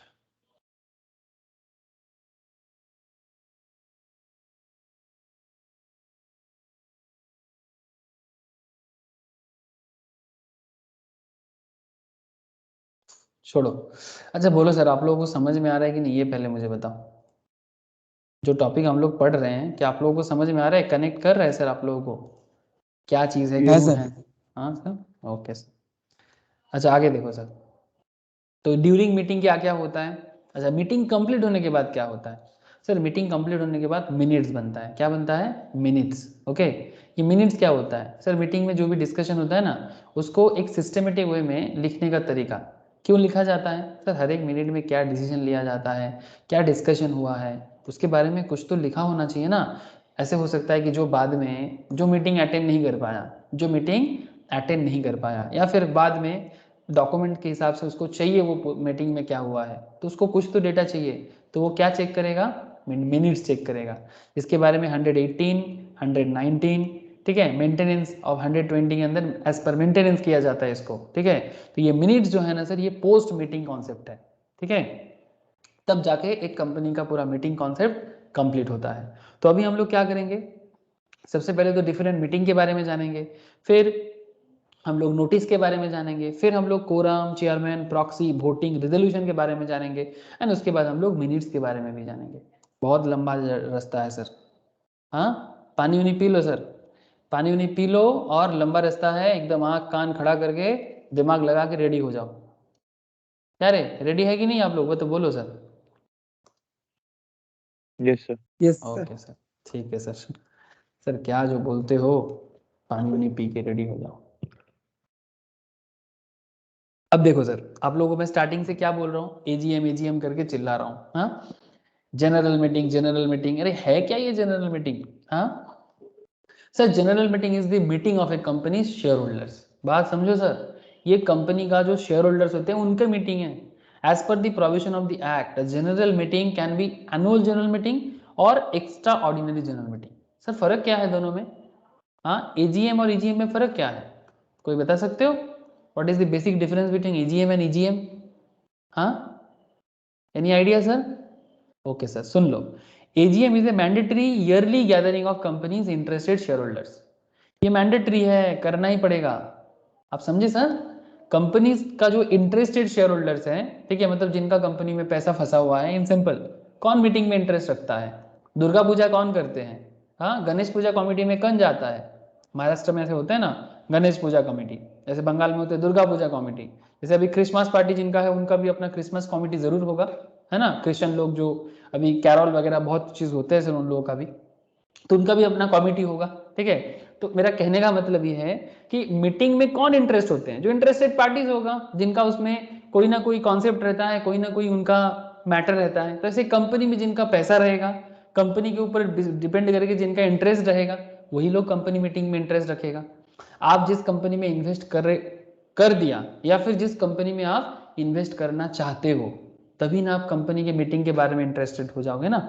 तो ये दोनों चीज, या तो आप अभी नहीं कर रहे हो, बाद में करोगे, या फिर ऑलरेडी आप कंपनी का बड़ा ही पुराना मतलब रजिस्टर्ड शेयर होल्डर हो और आपका कंपनी में अच्छा खासा पैसा इन्वेस्टमेंट है, तो you are concern about companies meeting, कब होगा, डेट कब है। हाँ, आप हमेशा, अरे भाई जैसे हम लोग ऐसे दुर्गा पूजा वाले कहते हैं ये कब मीटिंग टा होवे, बंगाली में ऐसे करते हैं, हाँ मीटिंग कब होगा रे भाई, चलो दुर्गा पूजा तो आ गया। ऐसे ही कंपनी भी, भाई कंपनी डिविडेंड कब देगा, कंपनी अकाउंट्स कब डिक्लेयर करेगा। हाँ, जो लोग मार्केट के साथ होता है ना, वो लोग हमेशा ऐसे, ये देखो सर मैं आपको दिखाता हूँ, यहाँ पर देखो कंपनी मीटिंग में क्या डिसीजन लेता है, बीच बीच में क्या मीटिंग करता है। ऐसे देखो रिलायंस का है, आप अगर HDFC का देखना चाहते हो, ठीक है मैं आपको दिखाता हूँ। ये देखो हमेशा लोग, जो लोग स्टॉक मार्केट के साथ कनेक्टेड होते हैं ना, कंपनी का शेयर देखते हैं, फोरकास्टिंग देखते हैं, फाइनेंशियल्स, ठीक है, ये सब फंडामेंटल एनालिसिस, मतलब सिमिलर कंपनी का हालत, होल्डिंग्स, न्यूज़, ठीक है, इवेंट्स, ये इवेंट्स बड़ा इंपॉर्टेंट है सर। इवेंट्स के अंदर आप देख सकते हो, ये देखो इवेंट्स में जैसे मैं देखा, इवेंट्स डिविडेंड के बारे में बात कर रहा है, मतलब कंपनी मीटिंग करेगा तो कंपनी डिविडेंड डिक्लेयर करेगा कि नहीं करेगा। लोग बहुत इंटरेस्टेड पार्टीज जो है ना, जिनका कंपनी में पैसा लगा हुआ है या फिर वो सोच रहा है कि लगाएंगे, तो वो सोचेगा कि भाई कंपनी कितना डिविडेंड दे रहा है, पर शेयर में कितना डिविडेंड देने का चिंता कर रहा है। तो इसके ऊपर डिपेंड करके स्टॉक मार्केट में कंपनी का शेयर में इधर उधर होता है। ये देखो, ये देखो, ये HDFC बैंक ने डिविडेंड दिया था जून 29 को 2021 को 6.5 पर शेयर में 6.5%। अगर किसी के पास 1000 शेयर है तो 1000 के हिसाब से 6.5% करके उनको मिलेगा। अगर किसी के पास लाख शेयर है तो 1 लाख शेयर इंटू 6.50 करके उनको मिलेगा। मिलता है सर, जो लोग स्टॉक मार्केट इन्वेस्ट करते हैं, है ना, जो लोग स्टॉक मार्केट क्लास करते हैं, उनको पता है कि कैसे डिविडेंड बैंक अकाउंट में हिट होते हैं, घर में चेक पहुंचा देता है सर। तो ये सब मीटिंग में ही तो डिसाइड होता है। कॉर्पोरेट एक्शंस में क्या लिया गया, अपकमिंग क्या एक्शंस हो सकते हैं, शेयर स्प्लिट हुआ होगा कि नहीं होगा, ठीक है, ये सब बाद में चर्चा करूंगा, ये भी लॉ का पार्ट है, don't worry sir. Share split क्या है मैं बताऊंगा आप लोगों को, ठीक है, अभी अभी नहीं, ठीक है, बाद में बात करेंगे। अच्छा, तो आई होप सर यू ये अंडरस्टैंड। हाँ बोलो। ये हर स्टेट में, हर सिटी में अलग अलग होता है, मतलब मीटिंग होता कहाँ है, मतलब मीटिंग होता जहाँ है कंपनी के रजिस्टर्ड ऑफिस जहां पर है वहां पर होता है। जहाँ पे रजिस्टर ऑफिस होता है उसी स्टेट में होगा, उसी जगह पे होगा, बाकी कहीं हाँ पे नहीं हाँ होगा। हाँ, नहीं बाकी जगह में नहीं, अगर होगा भी तो स्पेशली उसको बताना पड़ता है, हो सकता है लेकिन उसको अलग से बताना पड़ता है। लेकिन नॉर्मल रूल है, जहां पर कंपनी का रजिस्टर्ड ऑफिस रहता है वहीं पर कंपनी, या तो रजिस्टर्ड ऑफिस में अगर जगह नहीं है तो वहीं पर कोई, अगर मानो कि किसी का लाख शेयर होल्डर्स है तो इतना लोग ऑफिस में नहीं आएगा, तो फिर वो, जैसे कभी कभी रिलायंस का मीटिंग होता है, कोई स्टेडियम भाड़ा कर लेता है सर, समझ रहे हो स्टेडियम को भाड़े में ले लेते हैं फिर मीटिंग करते हैं, बहुत सारे ऐसे किस्से हैं सर, ठीक है, डिस्कस करते हैं सर आगे आगे, देखो तो सही। ओके ओके, अच्छा देखो, the objective of holding an AGM, ये एजीएम होल्ड करने का ऑब्जेक्टिव क्या है, to provide an opportunity to member to discuss the functioning of the company, company कैसे फंक्शन करेगा, and take steps to protect their interest. Interest मतलब, अरे भाई मैं बोला ना आपको, इंटरेस्ट किसका होता है किस चीज में, जब उसमें किसी चीज, किसी का उसमें कोई मतलब फायदा का बात हो, है ना, जिसमें किसी का फायदा फंसा हुआ हो, तभी उसका उसमें इंटरेस्ट आता है। हाँ सर, हम लोग फायदा बिना कोई काम करते हैं क्या, हाँ बताओ ना, मतलब या तो पद का फायदा, या तो पैसा का फायदा, कुछ तो फायदा है, या तो सक्सेस का फायदा, हाँ, या तो सच्चाई का फायदा, सच्चाई भी एक फायदा होता है कि नहीं मैं सच के लिए काम करता हूँ। हाँ, ये नॉर्मली जो जर्नलिज्म करते हैं ना उनको बताया जाता है मैं सच के लिए काम करता हूँ, ठीक है, करता कितना वो अलग बात, लेकिन पॉइंट इज दैट हम लोग किसी ना किसी प्रॉफिट के लिए ही काम करते हैं, तो दैट इज इंटरेस्ट, ठीक है। They can discuss any matter relating to the conduct of the affairs of the company, वो लोग किसी भी मैटर में बात कर सकते हैं मीटिंग में, relating to the affairs of the company. An extraordinary general meeting, an AGM can be defined as a meeting of shareholders which is not an AGM, ठीक है। an extraordinary general meeting जो होता है ना वो AGM की तरह ही होता है but not exactly AGM, ठीक है। an extraordinary general meeting can be defined as a meeting of shareholders which is not an AGM, जो AGM नहीं है। और the objective of holding an EGM, मतलब EGM क्या होता है, EGM वो होता है जैसे मानो कि AGM चला गया, ठीक है, जैसे रिलायंस ने AGM बोला था, मैं आपको दिखा रहा था ना, तब रिलायंस ने एजीएम का डेट डिक्लेयर किया था 1 जून को, अब मानो कि ये डेट तो निकल गया, 1 जून का डेट निकल गया, अब इसमें जो डिसीजन लेना था हो गया, लेकिन उसके बाद नेक्स्ट एजीएम कब होगा, फिर जाके न्यू डिसीजन होगा, जरूरी नहीं। तो इसके बीच में अगर कोई इंपॉर्टेंट डिसीजंस कंपनी को लेना हो तो कंपनी ईजीएम बुला सकते हैं। वो बात समझ में आ रहा है सर? अरे मतलब एक बार एजीएम हो गया फिर नेक्स्ट ईयर होता है, क्योंकि एजीएम साल में एक ही बार होता है, लेकिन अगर बीच में कभी जरूरत पड़ गया शेयर होल्डर्स को मीटिंग करने का तो उसको क्या बोलेंगे? अरे क्या बात समझ में आ रहा है? ईजीएम बोलेंगे, ठीक है। EGM is to discuss any matter of urgent importance which can not be postponed till the next AGM. मतलब हम लोग नेक्स्ट एजीएम तक वेट नहीं कर सकते, लेकिन डिस्कस करना है, शेयर होल्डर्स को इसके बारे में डिस्कस करना है, ये कंपनी के बारे में डिस्कस करना है। प्रोमोटर को, जैसे मानो कि मुकेश अंबानी ने बोला, मुकेश अंबानी अपने शेयर होल्डर्स को बुला रहे हैं, ठीक है, कि भाई आओ एक बार कुछ बात करना है, और शेयर होल्डर्स भी आ जाते हैं, ठीक है। ये देखो, जैसे मैं अगर आपको यहाँ पर शेयर होल्डिंग पैटर्न में चलते हैं, चलो देखते हैं, रिलायंस का बात कर रहे हैं, रिलायंस का होल्डिंग्स पे चलते हैं, ठीक है। जैसे रिलायंस का शेयर होल्डर में कौन कौन है, देखो सर, बड़े बड़े लोग होते हैं सर होल्डिंग में, ठीक है। ये देखो टोटल प्रोमोटर होल्डिंग, मतलब जो मुकेश अंबानी और उनकी फैमिली, उनका होल्डिंग है ऑलमोस्ट 50%, ठीक है, समझ रहे हैं। म्यूचुअल फंड कंपनीज जो है उनका होल्डिंग है इसमें 4.53%। अदर डोमेस्टिक इंस्टीट्यूशन जैसे एलआईसी जैसी कंपनीज का, ठीक है, डोमेस्टिक इंस्टीट्यूशन में LIC, GIC, different insurance companies हो सकता है, ठीक है, एसेट मैनेजमेंट कंपनीज हो सकता है, ठीक है। तो इनका इन्वेस्टमेंट है 8.73%। फॉरेन इंस्टीट्यूशन मतलब फॉरेन कंपनीज जो इंडियन कंपनी में इन्वेस्ट करके रखा है, ठीक है, या foreign mutual fund institutions, foreign mutual fund institutions, जिनको ये सब चीज़ों का आइडिया नहीं है, मैं बस इतना समझा सकता हूँ कि ये सब सुने तो होंगे ना आप लोग, बाकी अगर स्टॉक मार्केट या म्यूचुअल फंड का पढ़ाई करते हो तो और अच्छे से समझ में आ जाएगा कि कैसे काम करते हैं ये लोग, ठीक है, क्योंकि मैं इतना सारा चीज़ अभी तो नहीं बता सकता, धीरे धीरे मैं लॉ के अंदर बताऊंगा आपको जितना स्कोप मिलेगा मुझे। अच्छा, retail and other, retail and other में कौन आता है सर? हम आप जैसे शेयर होल्डर जो कंपनी में इन्वेस्ट करके रखे हैं वो रिटेल में आते हैं। अब जब कंपनी मीटिंग करेगा तब यही लोग तो होगा ना मीटिंग का हिस्सा। अरे क्या कहते हो, कंपनी मीटिंग बुलाएगा तो इंटरेस्टेड पार्टीज तो वही लोग हैं, प्रोमोटर, म्यूचुअल फंड वाले, other domestic institutions, foreign institution, retailers, retail मतलब हम आप जैसे छोटा मोटा इन्वेस्टर्स, लेकिन इनका भी संख्या कुछ कम नहीं होता, जो करोड़ों इन्वेस्ट करके रखते हैं सर कंपनी के टोटल शेयर्स में, करोड़ों का इन्वेस्ट रहता है लोगों का, लाखों, करोड़ों, हजार, जिसका जैसा है, कोई चाहे तो एक शेयर भी खरीद सकता है, अगर आपका मन हुआ तो आप रिलायंस का एक शेयर भी परचेस कर सकते हो, कोई प्रॉब्लम नहीं है, बट आप किस में काउंट हो जाओगे? आप रिटेल में काउंट हो जाओगे। बट हाँ, मीटिंग में पार्टिसिपेट नॉर्मली वही लोग करते हैं जिनका कम से कम 1% के आसपास का शेयर होल्डिंग हो, उन्हीं को पार्टिसिपेट करने का मन भी करता है और वही लोग जाते हैं। ये सब भी आगे आगे चर्चा करता हूँ मैं आपसे। ओके, तो आई होप कि आपको समझ में आ रहा है कि मीटिंग क्यों है, किस लिए है, क्या है मीटिंग। हाँ सर, अरे इतना तो बोलो, ये सर नो। अच्छा, मैं शालिनी, शालिनी, शौमनिता, इन लोगों को भी मैं थोड़ा पूछना चाहूंगा। नील, बताना सर एक बार, समझ में आ रहा है कि नहीं? Yes sir. ओके नील, शौमनिता, शालिनी, समझ में आ रहा है आप लोगों को? Yes sir. Okay sir. तो सर इतना देर से मैं आपको जनरल मीटिंग के बारे में बात कर रहा था, ठीक है। अब आगे मैं बात करता हूँ आपको थोड़ा बोर्ड मीटिंग के बारे में, ठीक है। ये कौन है sir? Sir board meeting is the meeting of the board of directors. जो कंपनी में डायरेक्टर पोस्ट में रहते हैं ना, वो लोग नॉर्मली ये बोर्ड मीटिंग करते हैं, ठीक है। ये बेसिकली हाई लेवल मीटिंग, जैसे से फॉर एग्जांपल चलो देखते हैं कुछ एनुअल रिपोर्ट से देखते हैं। ये मेरे पास एक रिपोर्ट जल्दी से मिल गया मेरे को, ये अदानी का रिपोर्ट है। नाम तो सुने होंगे आप लोग अदानी का, हाँ। जैसे रिलायंस बड़ा कंपनी है, अदानी भी ऐसे बहुत बड़ी कंपनी है, ठीक है। जैसे रिचेस्ट पर्सन की लिस्ट में बड़ा कंपटीशन है, रिलायंस बड़ा कि अदानी बड़ा, मतलब मुकेश अंबानी बड़ा रिचेस्ट है कि क्या नाम है उनका, गौतम अदानी, ठीक है। ऐसे बड़ा कंपटीशन चल रहा है आजकल, ठीक है, उनके बीच में कंपटीशन चलने दो, उसमें हमें कोई लेना देना नहीं है। ये है सर, ये कंपनी का प्रोमोटर है, कहाँ चला गया, इसका इमेज आया था, आके चला गया, बहुत बड़ा सर ये पेज, ये नहीं, not this one, this is the person. ओहो, ये देखे होंगे आप लोग कहीं ना कहीं, इसका इमेज तो जरूर देखे होंगे, अदानी, ठीक है। रिसेंटली कुछ दिन पहले ममता दीदी से मिलके गए सर, बंगाल आया था, ठीक है, इन्वेस्टमेंट के वादा करके गए दीदी को। हाँ, दीदी बड़ा पागल हो रहे हैं कि अगर जब तक वेस्ट बंगाल में बिजनेस नहीं आएगा हमारा यूथ का क्या होगा। बट यूथ को इससे कोई लेना देना नहीं है, यूथ तो अपना खुश है, मेरे को तो कुछ यूथ में ज़्यादा परिवर्तन नहीं दिख रहा है सर। पर्सनली, मतलब अगर 2-4 यूथ में कुछ है, बाकी ज़्यादातर यूथ में मेरे को कोई इंटेंशन नहीं दिख रहा है, जैसे चल रहा है चलने दो, आदत सा हो गया है। हाँ, क्या होगा, कुछ बड़ा करने का इच्छा किसी के अंदर नहीं है। जो भी हो, अगर बड़ा बिजनेसमैन कुछ आए, कोई कंपनी बनाए, अगर कुछ नौकरी वगैरह मिल जाए।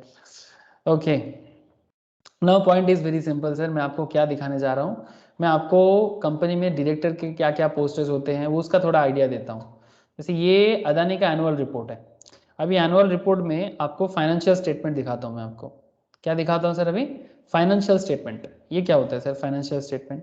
जिसमें कंपनी का पीएल होता है, बैलेंस शीट होता है। हाँ सर, ये तो देखे होंगे, बचपन से बनाते भी हो रहे हो सर, लेकिन इसका रियल इस्तेमाल जब आप लोग, ये देखो ये क्या है, standalone financial statement. Standalone financial statement किसका? Standalone financial statement of Adani. ठीक है, ऐसे हर कंपनी का अपना अपना फाइनेंशियल स्टेटमेंट एवरी ईयर निकलता है सर, हर साल। और उसमें कंपनी का ऑडिटर्स, ठीक है, ये लोग कंपनी के बोर्ड में, ऑडिटर बोर्ड वर्क नहीं होते सर, ऑडिटर बाहर वाले होते हैं, लेकिन कंपनी का जो, ये देखो थोड़ा सा आइडिया ले लो, ये देखो कौन है, Gautam S Adani, chairman and managing director, Karan Adani, whole time director and CEO, Kamlesh Bagia company secretary, ठीक है, राजेश अदानी डायरेक्टर। तो आप समझ रहे हो ना, तो जब बोर्ड ऑफ डायरेक्टर्स का मीटिंग होता है ना, तो वो एक अलग लेवल का मीटिंग होता है, जो कंपनी का हेड होते हैं डिसीजन मेकिंग पे, उन्हीं का डिसीजन में बिजनेस चलता है। दीपक महेश्वरी कंपनी का चीफ फाइनेंशियल ऑफिसर्स। तो बोर्ड ऑफ डायरेक्टर्स का एक अलग मीटिंग होता है, तो जिस कंपनी में जितना डायरेक्टर होगा, ठीक है, उसका एक अलग पूरा मतलब कितना डायरेक्टर हो सकता है, उसका एक पूरा अलग चैप्टर होता है सर। डीन डायरेक्टर्स का एक अलग चैप्टर है, बाद में बताऊंगा। मतलब अभी मैं डायरेक्टर के बारे में चर्चा करना चालू कर दूंगा तो फिर मुश्किल हो जाएगा कि सर कितना डायरेक्टर हो सकता है, डायरेक्टर का क्या पावर है। I will discuss whole time director कौन होता है, ठीक है, ये सब बाद में बताऊंगा, ठीक है। इंडिपेंडेंट डायरेक्टर कौन होते हैं, आई विल डिस्कस, डिफरेंट चैप्टर्स है उसके लिए। लेकिन जस्ट ट्राई टू अंडरस्टैंड कि बोर्ड मीटिंग किसका होता है, बोर्ड ऑफ डायरेक्टर्स का होता है, ठीक है। Okay sir, sir class meeting क्या हो गया? सर क्लास मीटिंग मतलब जिस तरह का शेयर होल्डर है उनका, जैसे is a meeting of special class of person, जैसे कि क्रेडिटर्स, कंपनी का जो क्रेडिटर है, मतलब जिन्होंने कंपनी को लोन प्रोवाइड किया, बैंक वाले जिनके पैसे से कंपनी चल रहा है, creditors, preference share holders etcetera. Preference share holders एक उनका अलग होता है, उनका अलग मीटिंग हो सकता है, ठीक है। क्रेडिटर्स जो कंपनी को लोन वगैरह दिया है, जिसके पैसे से कंपनी चल रहा है। इक्विटी शेयर होल्डर्स जो, हाँ डिवेंचर होल्डर, एग्जैक्टली सर, ठीक है। ये सभी लोग अपना अपना अलग अलग मीटिंग भी कर सकता है, मतलब नॉर्मली ये लोग अलग मीटिंग ही करता है, क्योंकि सबका अलग अलग है। जो लोन देता है वो अलग, जो प्रेफरेंस शेयर होल्डर देता है वो अलग। मतलब प्रेफरेंस वाले क्या है ना, वो लोग डिविडेंड लेता है, थोड़ा ज्यादा लेता है, लेकिन टैक्स वगैरह पेमेंट करने के बाद लेता है। क्रेडिटर क्या है, बिजनेस के स्टार्टिंग में उनको लोन प्रोवाइड करते हैं, ठीक है, बदले में इंटरेस्ट लेते हैं। इक्विटी वाले कंपनी का सब कुछ देने के बाद जो बचा रहेगा उसमें से प्रॉफिट खाता है, ठीक है। तो ये सब चीज़ तो आप लोगों को मैं पहले भी समझाया, बाद में भी समझा दूंगा, डोंट वरी, कि कितना तरह का कंपनी के अंदर लोगों का पैसा घुसा रहता है। एक बार फिर से बता दे क्या? चलो एक बार फिर से 2 मिनट में बता देता हूँ आपको कि कंपनी के अंदर किसका किसका पैसा घुसा रहता है, ठीक है। मतलब एक कंपनी चलता है तो उसमें इनकम का क्या सोर्स होता है, और उसमें किसको कितना मिलता है, और क्या लिस्ट होता है। तो इसके लिए ना आपको मैं एक बार, ये जानते हो आप लोग, जो लोग फाइनेंस पढ़े हो, इवन बचपन में बिजनेस स्टडीज के अंदर भी पढ़ा जाता है सर, एटलीस्ट बेसिक लेवल। इसको बोलते हैं sir income statement. Income statement क्या होता है? जब भी कोई बिजनेस चलता है उसका सबसे बड़ा प्रूफ होता है बिजनेस में सेल्स हो रहा है ना सर। बिजनेस में अगर बिक्री बाटा है, बिक्री समझते हैं ना हम लोग, बोलते हैं धंधा पानी कैसा जा रहा है, तो मतलब सेल कैसा जा रहा है, सिंपल बात है। एक दूसरे से बात करता है, जैसे हम लोग बंगाली में तो ऐसे नहीं बोलते, बंगाली में हम लोग बोलते हैं कि दादा व्यवसा पाती क्या मन जाच्छे। और हिंदी वाले लोग क्या बोलते हैं, हिंदी में जो लोग बात करते हैं, हाँ क्या दादा धंधा पानी सब ठीक ना, हाँ हाँ, मतलब ऐसे बोलते हैं ना, जो मैं बता रहा हूँ सर। तो धंधा पानी ठीक चल रहा है, इसका सबसे बड़ा प्रूफ क्या होता है? हाँ सर, सेल्स, है ना। अब सेल्स तो होगा, लेकिन बिजनेस करने का कुछ खर्चा भी होता है, तो कुछ वेरिएबल कॉस्ट होता है ना। सिंपल बात है, जो कॉस्ट रेगुलरली बिजनेस में डे टू डे बेसिस में चलता है, वेरी करता है। हाँ, सेल से वेरिएबल कॉस्ट हटा देंगे तो हमें क्या मिलता है सर? कंट्रीब्यूशन। कंट्रीब्यूशन मतलब डेली का बिजनेस प्रॉफिट टाइप, इसको प्रॉफिट एग्जैक्टली नहीं बोला जा सकता, डेली का प्रॉफिट होगा, ठीक है। लेकिन डेली एक बिजनेस क्या अर्न करता है उसको कंट्रीब्यूशन कहते हैं सर, ठीक है। अब जैसे ही, अच्छा सॉरी मैंने थोड़ा गलत जगह पे लिख दिया, मैं आपको एक बार बस क्या दिखा, हाँ बोलो, इधर आएगा, हाँ हाँ हाँ, कंट्रीब्यूशन। मैं आपको ये क्यों समझा रहा हूँ जानते हो? मैं बस आपको इतना समझाने का बात कर रहा हूँ। नॉर्मली ये फाइनेंस का बात है सर, ये जो मैं अभी लिख रहा हूँ ना, ये बेसिकली फाइनेंशियल मैनेजमेंट के अंदर सिखाया जाता है, ठीक है। लेकिन मैं आपको इसलिए इसको समझा रहा हूँ अभी कि आपको पता होना चाहिए कि एक कंपनी चलता है तो उसमें किसका किसका पैसा, किसका किसका कंट्रीब्यूशन छुपा हुआ होता है। तो बिजनेस सेल्स है, बिजनेस चलता है, इसका मतलब बिजनेस में सेल्स है। बिजनेस का डेली का कुछ ना कुछ वेरिएबल कॉस्ट है, तो सेल्स से वेरिएबल कॉस्ट को हटाओगे ना, तब जाके आपको डेली का कुछ ना कुछ कंट्रीब्यूशन मिलेगा, जिसको हम लोग डेली प्रॉफिट भी बोल सकते हैं। फिर यहाँ से आपको फिक्स कॉस्ट को हटाना पड़ेगा।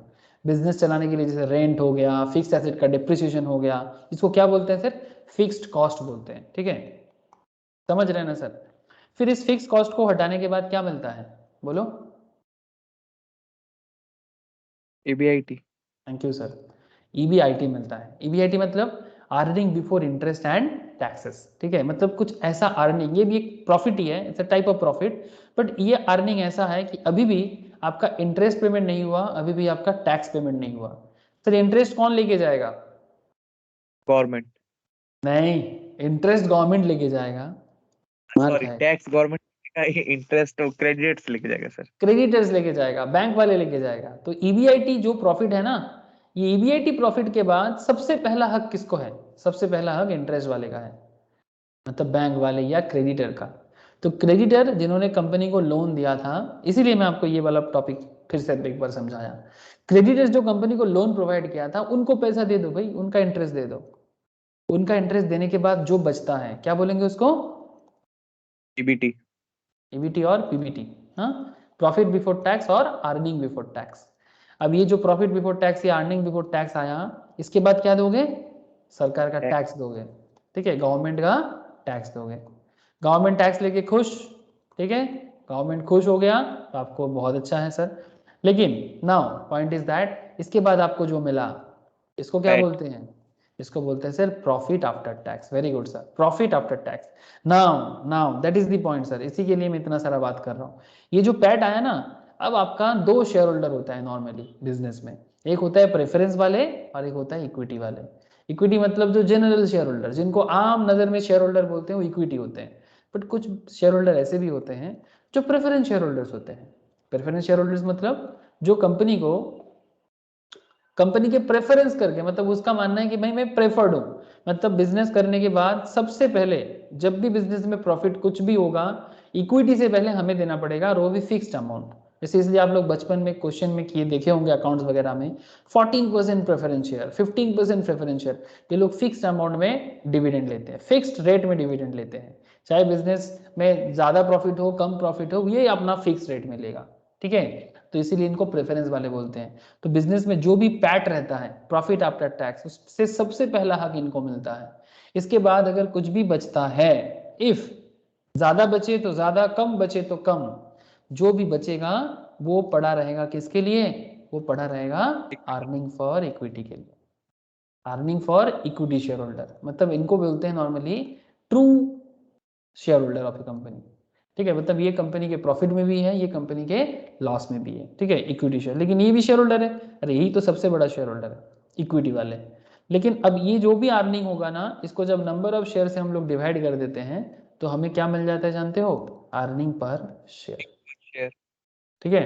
अब इसी तरह से डिफरेंट फाइनेंशियल कैलकुलेशन भी करवाया जाता है। बट अभी मैं फाइनेंस तो नहीं पढ़ाऊंगा आपको, अभी फाइनेंस नहीं पढ़ाना है आपको, अभी मैं आपको लॉ पढ़ा रहा हूँ सर, कंपनी लॉ। लेकिन मैं आपको क्यों बोला ये चीज़, मैं आपको इसलिए बोल रहा था क्योंकि ये जो क्लास मीटिंग्स होते हैं ना, क्लास में कितना सारा लोग घुस गया देखो, सबका अलग अलग मीटिंग हो सकता है। क्रेडिटर्स का अपना हो सकता है, प्रेफरेंस वाले का अपना हो सकता है, इक्विटी वाले का अपना हो सकता है, सब अपना अपना मीटिंग करेगा कि सबका पैसा घुसा है ना कंपनी में। आप लोगों को बात समझ में आ रहा है सर, कि ये सब एक ही कंपनी का हिस्सा होके भी सब अलग कैसे हो गए? अरे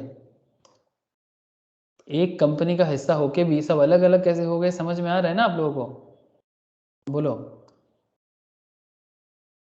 इक्विटी, प्रेफरेंस, क्रेडिटर सब अलग अलग क्लास है। ये लोग जब अपना अपना मीटिंग करता है ना, तो इनको क्लास मीटिंग बोलते हैं। अरे समझ में कुछ आ रहा है कि नहीं?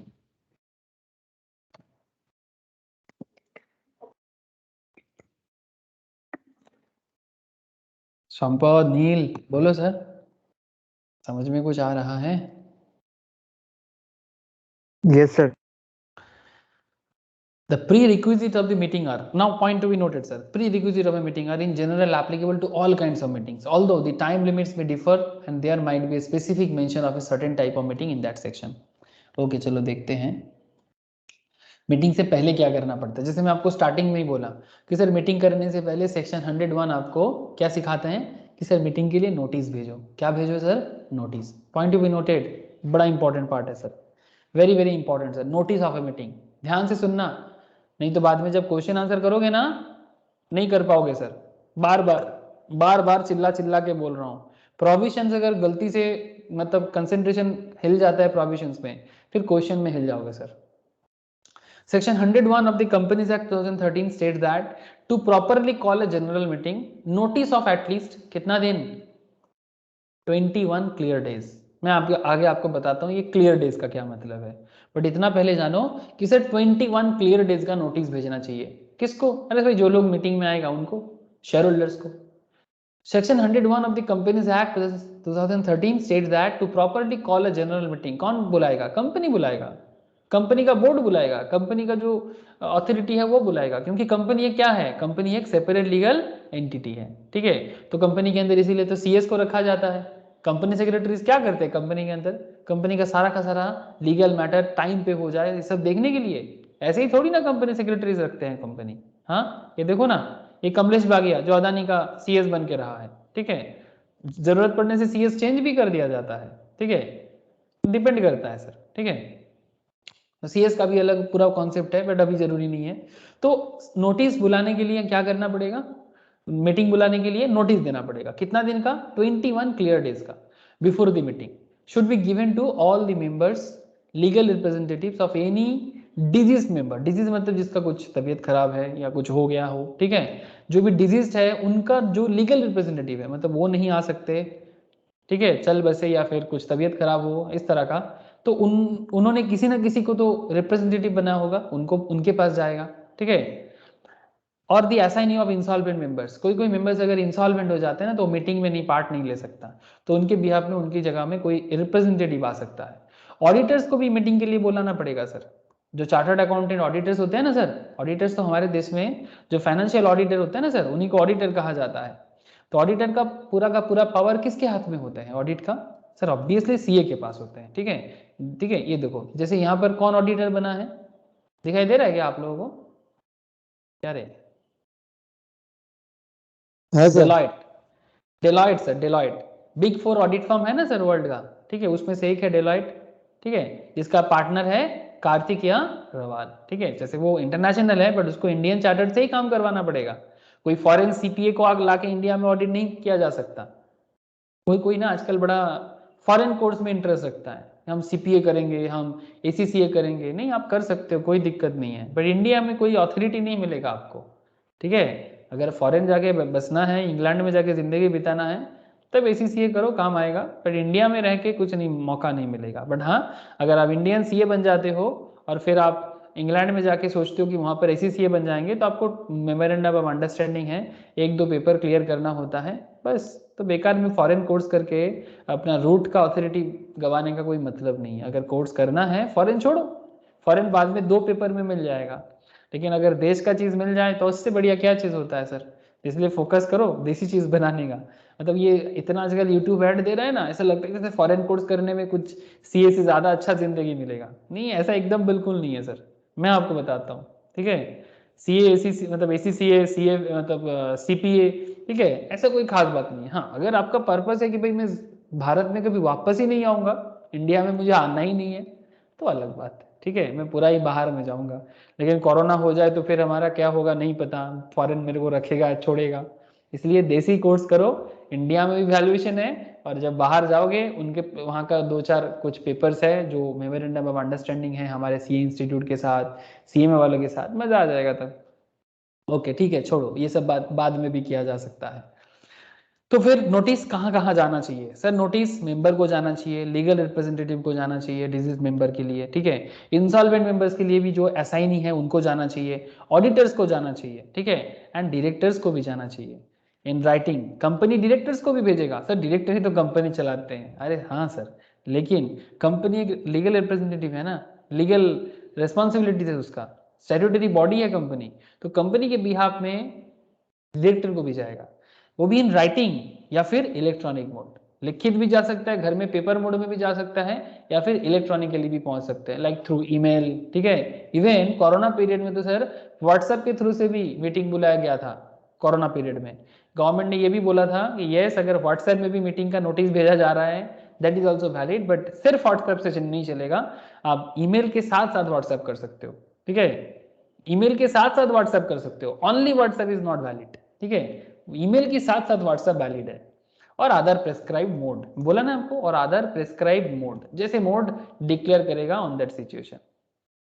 सर नोटिस कैसे सेंड करें? देखो सर लॉ कितना क्लियर कट बात करता है। सेक्शन 101 किस तरह से बोल रहा है, mode of sending the notice as per rule 18 of the companies management and administration rule 2014, sending of notice through electronic mode has been statutory recognised.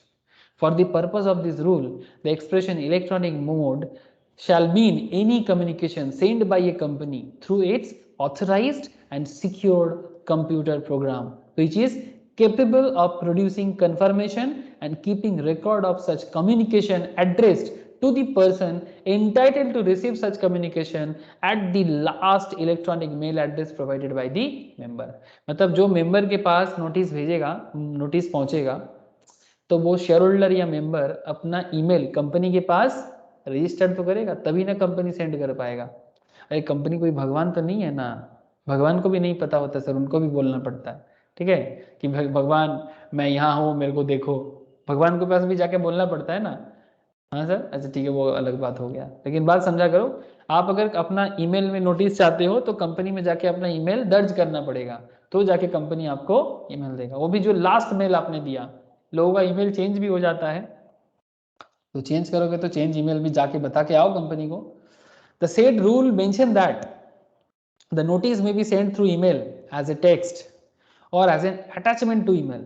मतलब अटैचमेंट फाइल होता है ना, ईमेल में हम लोग फाइल अटैच कर देते हैं, PDF file, image file, JPG file, तो attach to an email as notification providing electronic link. अच्छा, लिंक भी प्रोवाइड कर सकते हैं, कोई प्रोवाइड इलेक्ट्रॉनिक लिंक बना के उसको भी ईमेल के अंदर दिया जा सकता है। यूनिफॉर्म रिसोर्स लोकेटर मतलब यूआरएल, मतलब वेबसाइट का लिंक दे देते। यूआरएल समझते हो आप लोग? जैसे यहाँ पर मैंने, जैसे मानो जैसे हम लोग का जो वेबसाइट है, ठीक है, मेरा क्लास का जो वेबसाइट है, मैं यहाँ पर अगर लिखता हूँ, एक सेकेंड, क्या हो गया भाई, जैसे मानो मैंने लिखा KSG स्क्वायर, तो जैसे मैंने यहाँ पर KSG स्क्वायर लिखा, तो यहाँ पर देखो साइट रिलेटेड इंफॉर्मेशन निकल गया। तो ये एक सेकेंड रुको, मैं यहाँ पर इसको क्लिक करने से दिखा देता है, जस्ट सेकेंड, इसको बोलते हैं ना सर यूआरएल, हाँ, KSG_.in। ठीक है, तो ये जो दिखा रहा है ना, इसको बोलते हैं यूआरएल। ठीक है ना, दैट इज, तो इवन यूआरएल भी दे सकते हो आप। ठीक है, उसको भी नोटिस के हिसाब से माना जाता है। यूनिफॉर्म रिसोर्स लोकेटर मतलब जहां पर जिस वेबसाइट के अंदर, जिस ऐप के अंदर नोटिस है, वो भी आप लिंक दे सकते हो।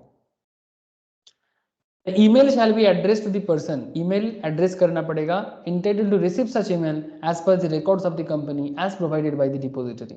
Also the company shall provide an advance opportunity at least once in a financial year to the member to register his email address and change therein। मतलब अगर कुछ भी चेंज करते हो, KYC अपडेट कर दो, KYC अपडेट कर दो, to be made by only those members who have not got their email ID recorded to update fresh email ID and not from the members whose email IDs are already registered। जिसका already registered है उसके लिए नहीं दे बाबा, जिन्होंने registered नहीं किया उनके लिए बात कर रहे हैं। ठीक है, ये तो कॉमन सेंस है सर, इसमें और क्या बड़ी बात है। ओके, और क्या sir, the subject line in email shall state the name of the company. जो ईमेल भेजा जाएगा उसमें सब्जेक्ट लाइन क्या होगा, कंपनी का name, notice of the type of meeting, किस तरह का नोटिस। ठीक है, रिलायंस अगर भेज रहा है तो रिलायंस नोटिस में अपना मीटिंग में क्या लिखेगा, AGM या EGM या क्लास मीटिंग या बोर्ड मीटिंग बताना पड़ेगा, कहाँ होगा वो भी बताना पड़ेगा, place and the date on which the meeting is scheduled. ठीक है, किस डेट में होगा और किस तारीख में होगा। ठीक है, ये सब बताना पड़ेगा मीटिंग में, नोटिस में। सर ये कोई बात हुआ बोलने के लिए, कॉमन सेंस नहीं है सर, लॉ है। लॉ आपको हर चीज को अलग से मेंशन करके बताएगा, नहीं तो कोई क्या बोलेगा जानते हो, कोई क्या बोलेगा जानते हो, वो बोलेगा भाई कहाँ बोला हुआ है कि प्लेस बोलना जरूरी है, कहाँ बोला हुआ है कि शेड्यूल बताना जरूरी है। जैसे उस दिन एक मेरे साथ ही एक ऐसा एक हादसा हुआ, ठीक है, हादसा ही बोलेंगे, एक थोड़ा सा मिसअंडरस्टैंड हो गया था। तो ऐसे कहीं भी जगह में ये बैरिकेड लगा हुआ रहता है ना रोड पे। हाँ सर, तो मेरा बात सुन रहे हो सर? बैरिकेड लगा हुआ होता है ना रोड पे, बैरिकेड टाइप में, हाँ, इस तरह का लगा हुआ होता है ना। तो एक जगह गए थे सर, तो वहां पर एक बैरिकेड लगा हुआ था, बैरिकेड था, ठीक है, जैसे बैरिकेड लगा हुआ है, तो वहां पर बैरिकेड के साइड से ना थोड़ा सा फांका जगह है जिससे आप उधर जा सकते हो। तो वो जगह एक ऐसा इस तरह से बना हुआ था जैसे लग रहा है कि हाँ अगर कोई इंसान चाहे तो चल के जा सकता है, ठीक है, उसको क्रॉस करके जा सकता है। और इसमें कहीं पर भी मेंशन नहीं था कि नो एंट्री बोल के। आप मेरा बात सुन रहे हो सर? ये जो बैरिकेड था, इस बैरिकेड में कहीं पर भी नो एंट्री बोल के मेंशन नहीं किया हुआ था। बात समझ रहे हो? अब जो गार्ड थे वहां का, वो आके बता रहे हैं कि यहाँ पर बैरिकेड दिया हुआ है, अब उधर कैसे चले गए? और कोई एक जन नहीं सर, बहुत सारा लोग उसको क्रॉस करके उधर एक बैठने का जगह था वहां पर जाके बैठे हुए थे। तो वो गार्ड जो भी थे, जो पुलिस थे, वो आके सबको चिल्ला रहे हैं। तो मैं उनको बोल रहा, दादा इसके अंदर से जाने का जगह है, आप लोग चेन दे देते, और यहाँ पर कहीं नो एंट्री लिखा नहीं है, तो लोग क्या समझेगा? हाँ सर, आप मेरा बात समझ रहे हो ना? बैरिकेड है लेकिन बैरिकेड को साइड करके जाने का रास्ता है, मतलब एक इंसान आराम से निकल सकता है, और वहां पर कहीं नो एंट्री लिखा नहीं है। तो क्या पब्लिक गलत सोच रहा है क्या? आप लोग मेरा बात समझ पा रहे हो सर?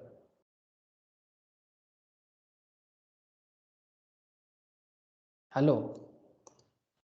क्या आप लोग बात समझ पा रहे कि नहीं पा रहे? Yes sir. हाँ सर। ठीक है, तो प्रॉब्लम क्या हो गया सर? मैं एक्चुअली क्या चीज बताना चाहता हूँ कि लॉ क्यों हर चीज आपको बताना चाहता है।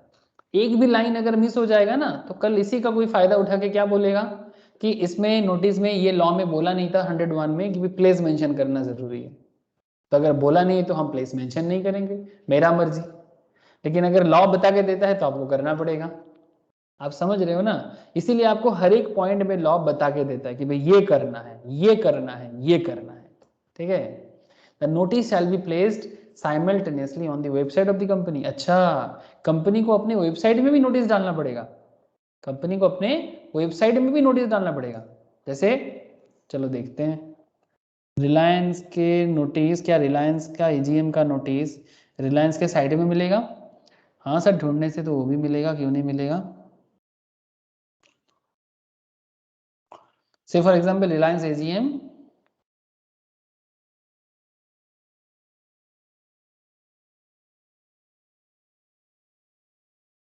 इन रिलायंस, एक सेकेंड, रिलायंस का वेबसाइट ये RIL.com देख रहे हैं सर आप लोग?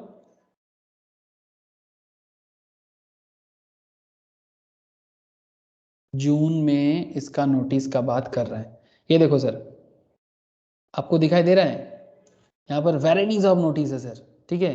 लेटेस्ट नोटिस निकला है रिलायंस का, repayment of amount to due to the holders of commercial paper, ठीक है। इस तरह से सारा का सारा नोटिस आपको यहाँ मिलेगा, दिखाई दे रहा है क्या?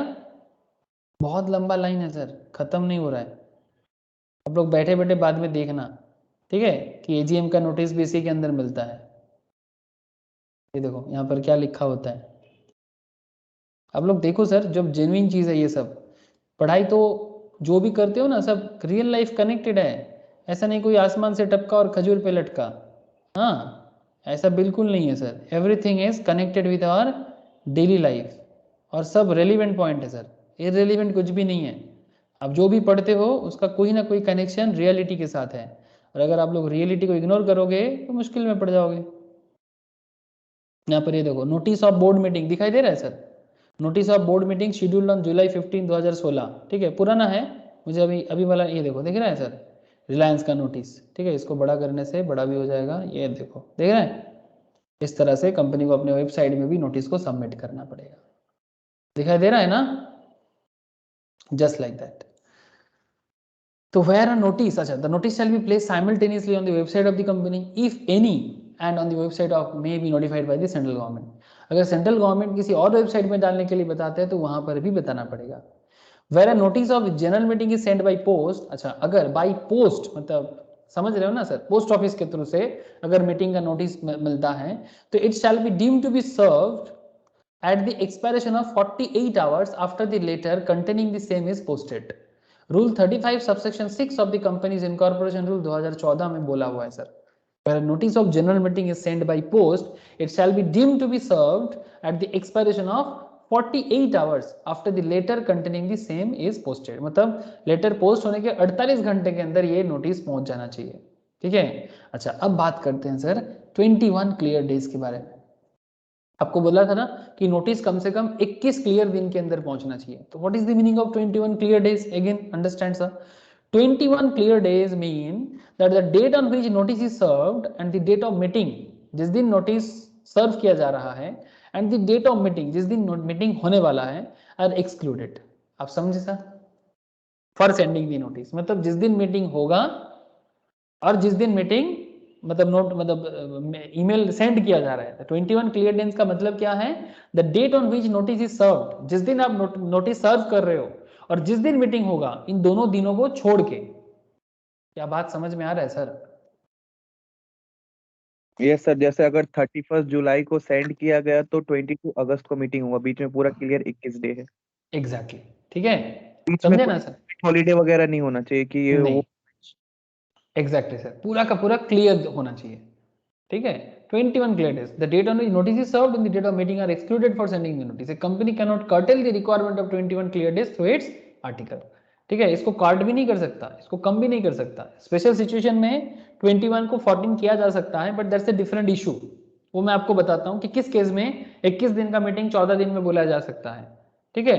बट नॉर्मली ये 21 का जो रूल है, इसके लिए कंपनी अपने आर्टिकल ऑफ एसोसिएशन में कुछ चेंजेस नहीं कर सकता। सर इमरजेंसी मीटिंग हाँ सर, इमरजेंसी मीटिंग में 14 दिन में बोला जा सकता है। Yes, you are 100% right sir. Who is entitled to receive the notice of general meeting? किसको किसको मीटिंग का नोटिस मिलेगा? इसके बारे में सेक्शन 101 सबसेक्शन 3 बात करता है। सर डायरेक्टर को मीटिंग का नोटिस जाएगा, मेंबर्स को जाएगा मतलब शेयर होल्डर्स को जाएगा, legal representative of the disease member को जाएगा, assignee of the insolvent member को जाएगा, auditors and auditors of the company को जाएगा, ठीक है। मतलब एक ऑडिटर है तो एक ही ऑडिटर, या फिर ऑडिटर्स का कोई ग्रुप है, एक कंपनी में 2-3 ऑडिटर भी काम कर सकता है, उसमें कोई पाबंदी नहीं है, जाएगा सर।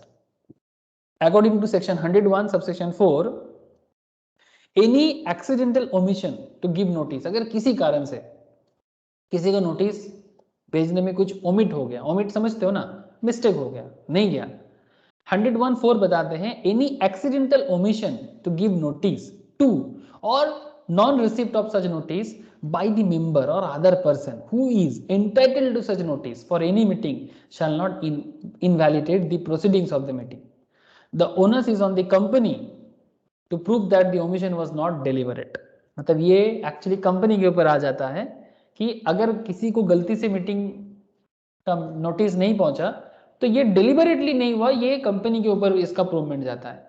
अगर कभी कंपनी जानबूझ के किसी को मीटिंग का नोटिस नहीं भेजता है, ठीक है, वो गलत है, ठीक है, वो गलत है, उसके अगेंस्ट में कार्रवाई होगा, एनसीएलटी तक जाएगा बात, मतलब कंपनी लॉ ट्राइब्यूनल तक जाएगा बात। लेकिन डिलिबरेटली नहीं हुआ, ये प्रूव करने का जो भी जिम्मेदारी है ये कंपनी है। ओनस किसके ऊपर जाता है? कंपनी के ऊपर। भाई क्यों नहीं पहुंचा उसके पास? सर एक एग्जांपल देखते हैं, आपको केस थोड़ा और क्लैरिटी में समझ में आएगा। Mister Abir filed a complaint against the company. Mister Abir company के अगेंस्ट में केस फाइल कर दिया, Elixir private limited, since it did not serve the notice to him, उसको कंपनी का नोटिस नहीं मिला एनुअल जनरल मीटिंग में अटेंड करने के लिए। जैसे कहीं স্যার যদি ইমেল অ্যাড্রেস আপডেট না করে তাহলে তো যে দেয়নি তারই না তার উপরই না রেসপন্সিবিলিটি। ऑब्वियसली अगर आप किसके तरफ से कोई गलती हो, अगर मानो कि आबिर की तरफ से कुछ गलती है, तब थोड़ी ना कंपनी पे कुछ चार्ज होगा, ठीक है। लेकिन ये देख वही तो ना सर कि किसका गलती है वो देखा जाएगा, ठीक है। तो वही यहाँ पर एग्जांपल देखो, आपको थोड़ा क्लैरिटी आ जाएगा।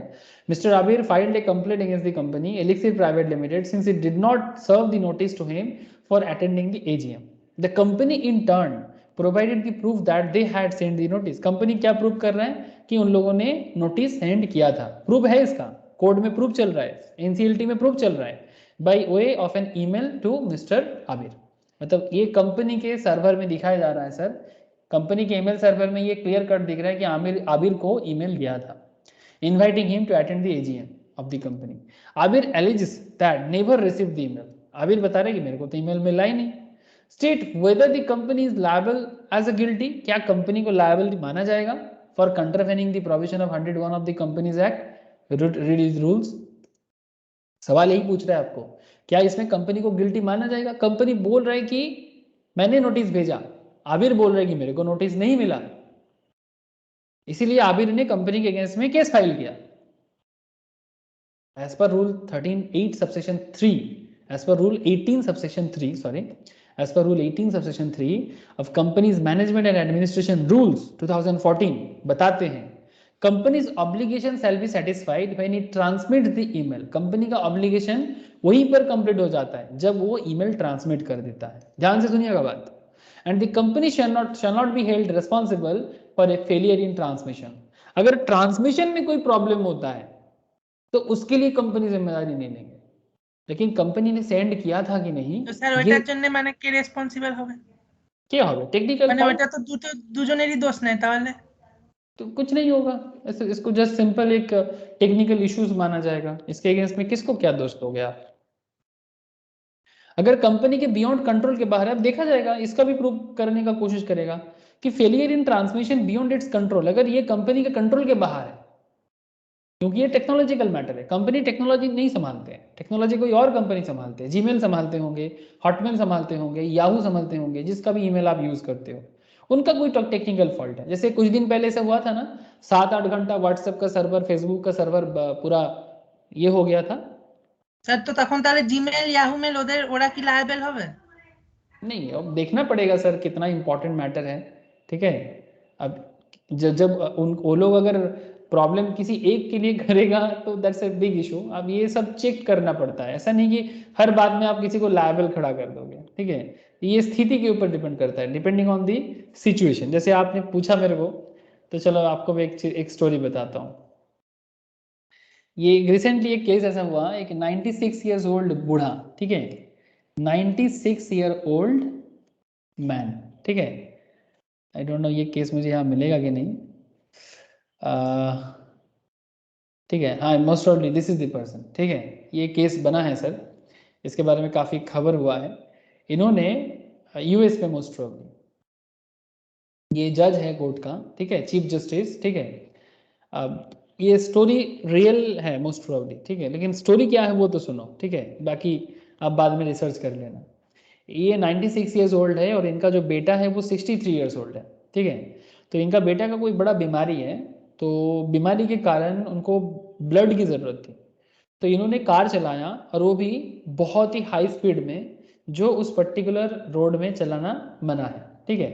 मतलब ऑलमोस्ट 100+ स्पीड में इन्होंने गाड़ी चलाया। गाड़ी चला के अपने बेटे को बचाने के लिए उन्होंने ब्लड बैंक गया, वहाँ से ब्लड कलेक्ट किया और फिर वापस आया। लेकिन इनके अगेंस्ट में केस दर्ज किया गया, ठीक है, इनके अगेंस्ट में केस किया गया कि बहुत ही हाई स्पीड ड्राइविंग इन्होंने किया, और जिसमें लोगों का जान का भी खतरा हो सकता था, ठीक है। तो इसके अगेंस्ट में केस हुआ। लेकिन अब सवाल है, जब कोर्ट में इन्होंने ये चीज़ बताया जज को, ठीक है, कि ये 96 ईयर्स ओल्ड एक इंसान है जिनका बेटा 63 ईयर्स की है, ठीक है, उनको बचाने के लिए, मतलब ये बाप अपने बेटे के लिए इतना जोर से गाड़ी चलाया और ब्लड को कलेक्ट किया और अपने बेटा का जान को बचाया। ये तो रॉन्ग था, है ना सर, गलती तो इन्होंने किया, तो क्या इनको लायबल ठहराना चाहिए? अब देखो ये जज का बात তার है। ভুল কোথায় করেছে? ওটা তো এমার্জেন্সি সিচুয়েশনে ওকে বাঁচানোর জন্য। हाँ एग्जैक्टली, लेकिन गलती तो गलती है ना सर। अब वही मैं, अब मुझे पूछ रहे थे ना कि लायबल कौन होगा, क्यों होगा, ये केस टू केस डिफर करता है, ठीक है। जैसे इस केस में जज ने इनको सजा नहीं दिया, उल्टा इनके बाप बेटे को कहानी, जो मतलब एक 96 ईयर्स का बाप अपने बेटे के लिए क्या कर सकता है, ये एक मिसाल सोचा इन्होंने, और बहुत ही इमोशनल होके खुद रो दिया। ये এটা মানে सीरियस, সত্যি ঘটনা তো? मोस्ट प्रॉब्ली मैं कहीं पर पढ़ रहा था ये आर्टिकल, मोस्ट प्रॉब्ली, मुझे एग्जैक्टली इसका ये सच है कि नहीं I don't know sir, I think such है, ठीक है। तभी तो होगा ना, हम केस हाँ बोलो। में एम्बुलेंस अगर अभी एक्स्ट्रा स्पीड में चलता है जो नॉर्मल स्पीड रहता है, तो इसके लिए रूल तो होगा ना ऐसा कि अगर इमरजेंसी सिचुएशन में आप ऐसा कर सकते हैं? नहीं सर, ऐसा तो रूल नहीं होना चाहिए कि इमरजेंसी सिचुएशन, तो ऐसा बोलोगे तो हर कोई अपना अपना इमरजेंसी कर देगा। वो नहीं सर, नॉर्मल अगर ऐसे एम्बुलेंस वगैरह भी तो होता है ना, मान लो सारा गाड़ी हटा के सिर्फ उसको साइड दिया जाता है, या फिर आप तो उतना एम्बुलेंस को तो उसी के लिए बनाया गया है, लेकिन ये तो एम्बुलेंस नहीं चला रहा था ना, ये तो एक आम आदमी है। एम्बुलेंस तो एक स्पेशल पर्पस में ही उसको बनाया जाता है, ठीक है, लेकिन ये तो एम्बुलेंस लेके नहीं था ना। अब देखो country to country rule vary करता है, अब इसका कंट्री में क्या रूल है। কিন্তু স্যার অ্যাম্বুলেন্স আসা অব্দি ওর তো ব্লাডই পেতো না, তাই ওর বিবেক হিসাবে ওই এই দাদুটা ঠিকই করেছে। अरे हाँ, जज ने भी तो इनको माफ कर दिया, जज ने माफ कर दिया, खुद रो दिया सर केस में, ठीक है। फ्रैंक कैप्रियो नाम है इनका, जज खुद रो दिया और इन पे कोई सजा नहीं सुनाया। तो वैसे बहुत सारे केसेस आपको सुनने को मिलेगा, अगर आप थोड़ा सा फाइंड आउट करोगे तो बहुत सारी चीज़ें, ये तो बहुत बड़ा, मतलब ये एक एक्सीडेंटल मैटर में बात था। कंपनीज में भी ऐसी चीज़ें हो सकते हैं, मतलब जैसे कि तूने पूछ रहा था ना, तो किसको लायबल मानेंगे, टेक्नोलॉजी पे लायबल मानेंगे? अरे ऐसा थोड़ी होता है, मतलब जानबूझ के लायबल करना इतना आसान नहीं है किसी को, आपको मतलब इसका पूरा अंदर तक जाना पड़ेगा, ठीक है, क्या है, क्या सिचुएशन है, क्या परिस्थिति है, किस सिचुएशन में हुआ है, तब जाके आप किसी को लायबल बना सकते हो। जो भी हो, यहाँ पर आबिद ने केस फाइल किया था कंपनी के अगेंस्ट पे, ठीक है। तो इसमें आपको क्या समझना चाहिए, जैसे कि जब कंपनी के अपना कंट्रोल से बाहर हो जाए और उसके बाद अगर नोटिस फेलियर हो जाते हैं, तो इसमें कंपनी लायबल नहीं है। Also if the member entitled to receive notice fails to provide or update relevant email address, जैसे कि ये भी तुम बोल रहे थे कि सर अगर उसने अपना ईमेल आईडी अपडेट नहीं किया तो कंपनी में, ठीक है, और टू डिपोजिटरी पार्टिसिपेंट्स में, मतलब जहां पर उसको अपडेट करना चाहिए था, एज द केस में भी, the company shall not be default for not delivering notice, है ना। तो तब आबिर का केस तो बेकार है ना। तो ऐसे गलतियों के केस में अब ये भी कोर्ट पे डिपेंड करता है कि अगर ये गलती, मतलब आबिर जानबूझ के ऐसे कर रहा है, कंपनी के अगेंस्ट में केस कर रहा है, कंपनी का गुडविल खराब कर रहा है, ठीक है, कंपनी का प्रॉब्लम बढ़ा रहा है, तो उस केस में भी कोर्ट इसमें आबिर को छोड़ देगा, लेकिन कुछ पेनल्टी भी चार्ज कर सकता है, ठीक है। স্যার বলছি ऐसे মিটিংয়ে তো মিটিং बोल। ডিপোজিটরি পার্টিসিপেন্ট কেন, এখানে তো আর শেয়ারকে সিকিউরিটি বা কেনা বেচা তো হচ্ছে না। नहीं ईमेल का जो अपडेट है, मतलब नोटिस फेल्स टू प्रोवाइड और update relevant email address to the company और to the depository participants. Depository participants कौन है? डिपोजिटरी पार्टिसिपेंट्स वो होते हैं सर जिसके पास हमारा शर्त रहता है, ठीक है, ওই তো স্যার এনএসডিএল আর সিডিএস এর, यस एनएसडीएल सीडीएसएल, কিন্তু ठीक ওদের है। ওদের তো কাজ নাই এখানে, এখানে তো কোম্পানির মিটিং এ ওদেরকে কেন জানাতে হবে?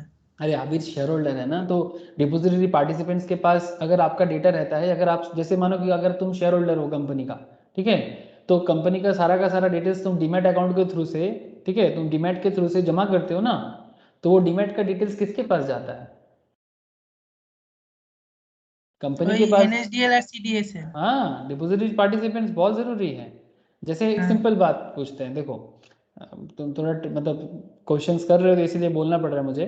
जैसे मानो कि तुम कंपनी का शेयर परचेस करते हो, तो क्या तुम रिलायंस की दुकान में चले जाते हो क्या, भाई ये रिलायंस मुझे शेयर दे दो या रिलायंस के वेबसाइट में जाके तुम्हें शेयर मिलता है?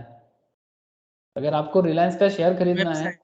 तो तुम रिलायंस की वेबसाइट में जाते हो, यहाँ से तुम्हें शेयर खरीदने को मिलेगा? नहीं सर, इसके लिए आपको हाँ स्टॉक सर। एक्सचेंज, इसके लिए आपको स्टॉक स्टॉक एक्सचेंज में जाना पड़ा है ना, और स्टॉक एक्सचेंज में जाने के लिए आपको ब्रोकर के पास जाना पड़ेगा, स्टॉक ब्रोकर, और स्टॉक ब्रोकर के पास ही आप जा सकते हो, ठीक है। आप एनएसडीएल सीडीएसएल के पास भी नहीं जा सकते, आप सिर्फ स्टॉक ब्रोकर के पास ही जा सकते हो। जैसे आप मोतीलाल ओसवाल के पास जा सकते हो, आप जीरोधा के पास जा सकते हो, आप स्टॉक्स के पास जा सकते हो, जिसके पास आप जाके आपको अच्छा लगेगा। 150-200 ब्रोकर है सर हमारे देश में, ठीक है। आप कंपनी का शेयर कंपनी से डायरेक्ट तो नहीं परचेस कर सकते, तो उसके लिए आपको स्टॉक ब्रोकर जरूरी है। स्टॉक ब्रोकर आपका डेटा एनएसडीएल सीडीएसएल मतलब डिपोजिटरी पार्टिसिपेंट्स के पास पहुंचाता है, ठीक है। मतलब जो पूरा जैसे हमारा जो स्टॉक मार्केट में डीमैट अकाउंट होता है ना सर हम लोगों का, वो डिपोजिटरी पार्टिसिपेंट्स इसको सिक्योरिटी देके मेंटेन करता है। तो आपका जो डेटा है वो इन्हीं के पास होता है और इसी के थ्रू से कंपनी के पास भी होता है। इसीलिए यहाँ पर दोनों का नाम लिखा, एड्रेस टू द कंपनी और to the depository participant as the case में भी। ठीक है। अगर प्राइवेट कंपनी है तो फिर डिपोजिटरी पार्टिसिपेंट्स नहीं आएगा, वो डायरेक्ट कंपनी के पास जाएगा, समथिंग लाइक दैट। ठीक है। Company shall not be default in for delivering notice by email. इस केस में कंपनी का कोई डिफॉल्ट नहीं है, ये तो पूरा का पूरा आबिर का ही गलती है। ठीक है, आबिर का ही गलती है। अब कोई बोलेगा सर आबिर को सजा मिलना चाहिए, फिर नहीं सर, गलती उससे भी हो सकता है। ठीक है, लेकिन हाँ अगर वो जानबूझ के गलती कर रहा है तो फिर उसको जरूर कुछ ना कुछ नोटिस में बोला जाएगा, भी ऐसा बार बार नहीं होना चाहिए, समथिंग लाइक दैट। लेकिन गलती किसी से भी हो सकता है, डिपेंड करता है कि वो जानबूझ के कर रहा है कि नहीं कर रहा है, सब देखना पड़ता है, जज देखेगा। Meeting held as at shorter notice, क्या 21 दिन से पहले मीटिंग का नोटिस भेजा जा सकता है? Yes sir, in some situation ऐसा हो सकता है। Generally general meeting need to be called by giving at least notice of 21 clear days. However general meeting may be called after giving shorter notice that specified in this subsection if consent in writing or electronic mode is accorded thereto। मैं आपको समझाता हूँ। in the case of AGM but by not less than 95%, कौन? कम से कम 95%, मतलब 95% से कम नहीं होना चाहिए। कौन? मेंबर्स, मतलब जो अगर कंपनी में 100 मेंबर्स है तो उसका 95% क्या हो जाएगा? 95 मेंबर्स। कम से कम 95 मेंबर्स को क्या होना पड़ेगा? एग्री होना पड़ेगा। In the case of AGM meeting by not less than 95% of the members entitled to vote thereat. जो लोग मीटिंग में वोट दे सकता है, प्रॉक्सी लेके नहीं, proxy can't vote, proxy vote नहीं दे सकता। ठीक है, तो मतलब जो मेंबर वोट दे सकता है, जिनका वोट देने का राइट है, of the members entitled to vote thereat, ऐसा लोग अगर 95% एग्री करता है तो मे बी शॉर्टर नोटिस में आप मीटिंग बुला सकते हो।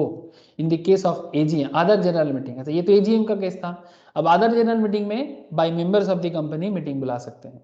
ठीक है, एजीएम के केस में 95% एग्री होना पड़ेगा, बाकी मीटिंगों के केस में मेंबर्स बुला सकते हैं। Holding if the company has a share capital, majority in number of members entitled to vote and who represent not less than 95% of such paid up share capital of the company as gives right to vote at the meeting.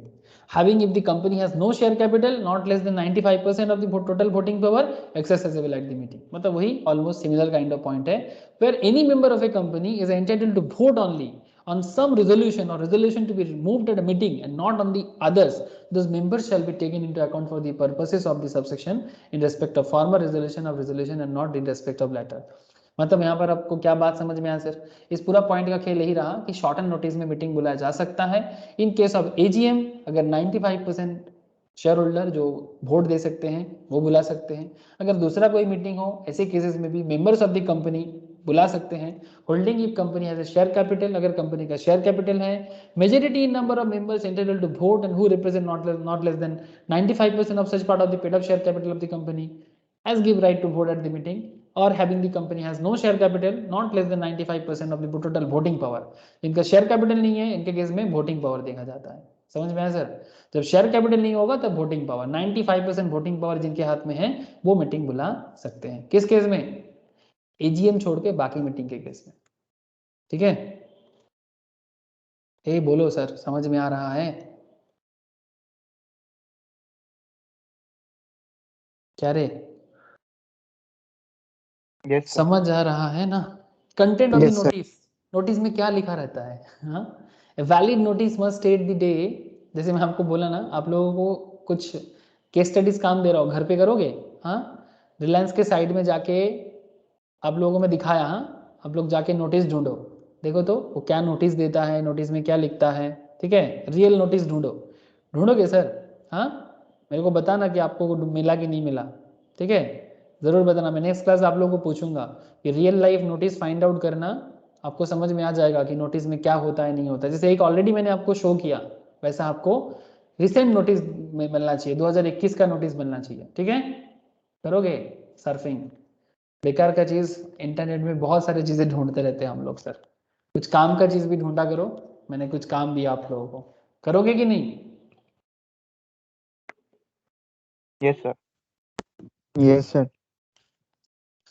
ठीक है, okay. Valid notice must state the day, date, hour, place of the meeting and shall contain a statement of business to the transacted in that meeting.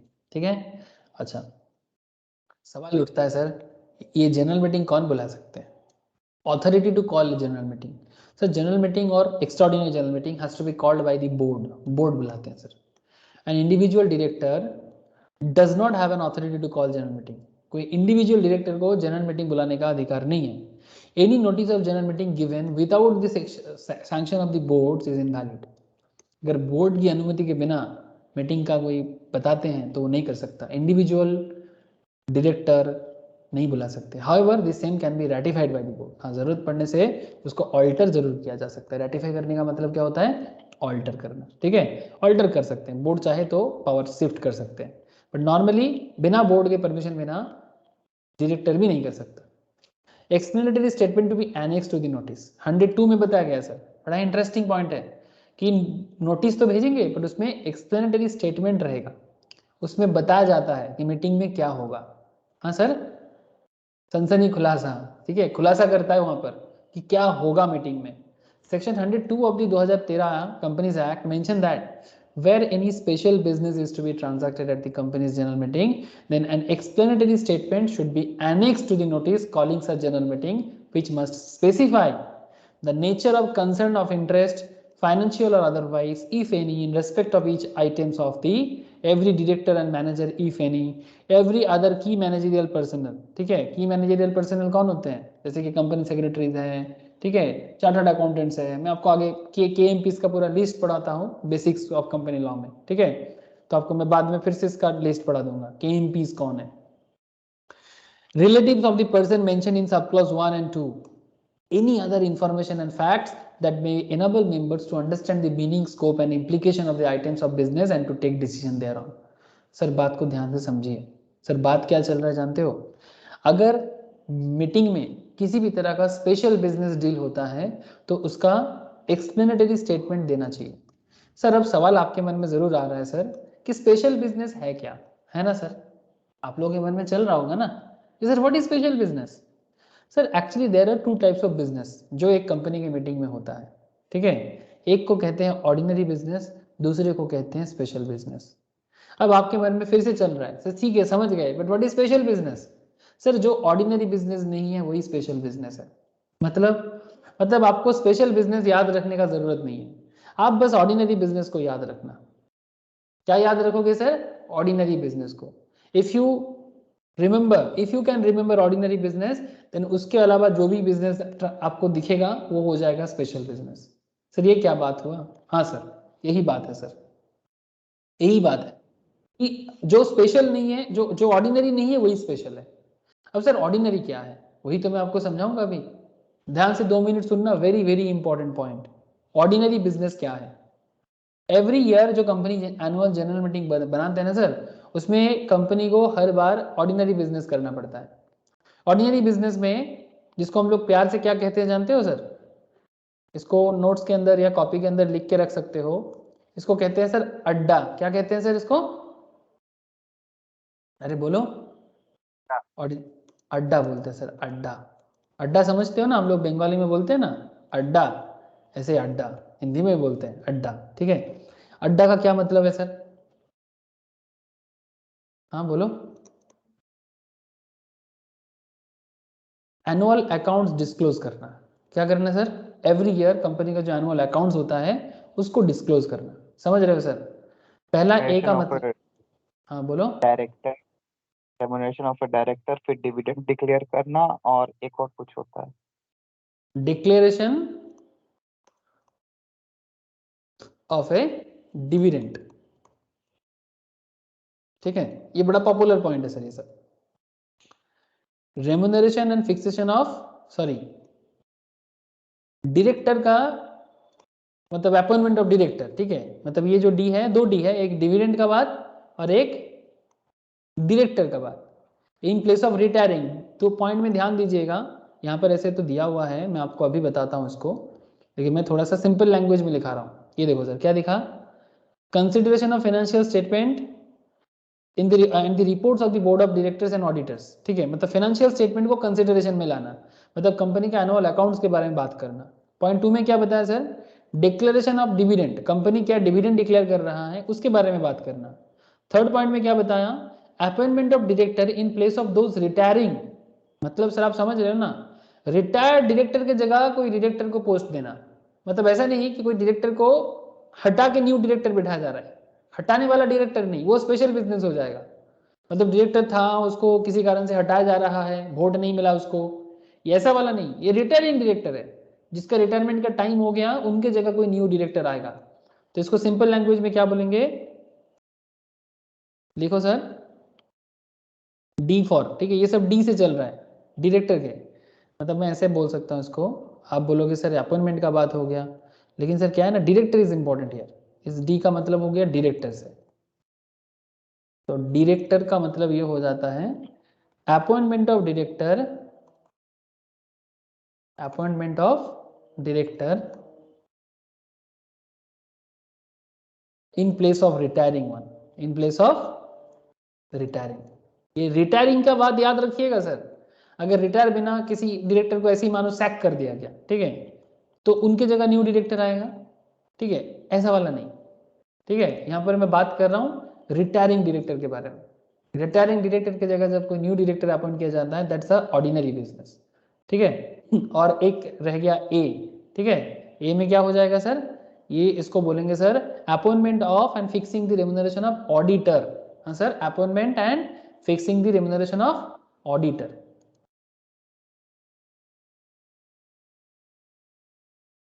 Last वाला A, appointment, actually A auditor से आया, ठीक है, ये auditor से ए लिया गया यहाँ पर, appointment and fixing remuneration of auditor. Don't worry, notes के अंदर है, ठीक है, लेकिन फिर भी आप चाहो तो अड्डा को लिख सकते हो। तो ए फॉर, पहला ए फॉर क्या हो गया, एनुअल अकाउंट्स डिस्क्लोज करना, ठीक है। दूसरा डी क्या हो गया, डिक्लेरेशन ऑफ डिविडेंड। तीसरा डी क्या हो गया, appointment of director in place of retiring one. And last A क्या हो गया, appointment of and fixation of remuneration of auditor. तो क्या हो गया सर, अड्डा। बोलो सर, अड्डा समझ में आया, शॉर्ट फॉर्म है सर और कुछ नहीं। ये अड्डा क्या है, दिस इज अ स्पेशल की ऑर्डिनरी सर, अरे ऑर्डिनरी सर, ये साधारण काम है बिजनेस का, हर साल होता रहता है किसी ना किसी रीजन से। जरूरी नहीं कि हर साल डायरेक्टर रिटायर कर जाए, बट जब भी होगा वो ऑर्डिनरी काम है। तो बिजनेस में जो ऑर्डिनरी मैटर होता है ना, उसको अड्डा कहते हैं। हम लोग प्यार से नाम दिए उसको, लॉ ने नाम नहीं दिया अड्डा, हम लोगों ने दिया, मतलब ऐसे ही पढ़ाते पढ़ाते बना दिए सर, ठीक है। तो दैट इज अड्डा, बड़ा पॉपुलर पॉइंट है सर।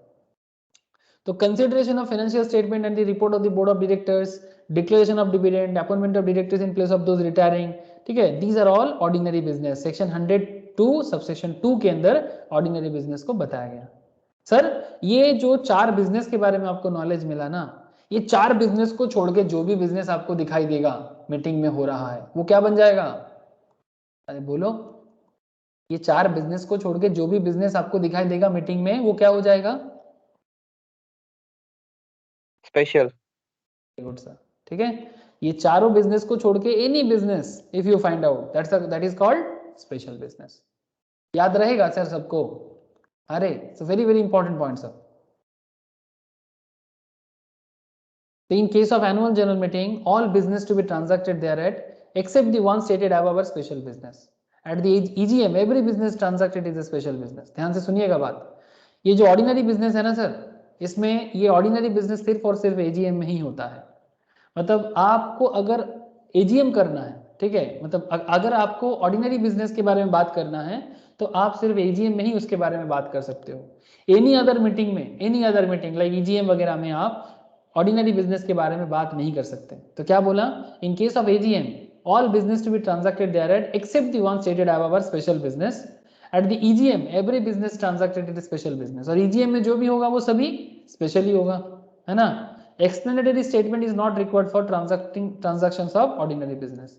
ऑर्डिनरी बिजनेस के लिए कोई एक्सप्लेनेटरी स्टेटमेंट देने का जरूरत नहीं है, बिकॉज वो नॉर्मल मैटर है। ऑर्डिनरी बिजनेस के लिए you don't need to provide any kind of explanatory statement, लेकिन स्पेशल बिजनेस के लिए एक्सप्लेनेटरी स्टेटमेंट बताना जरूरी है।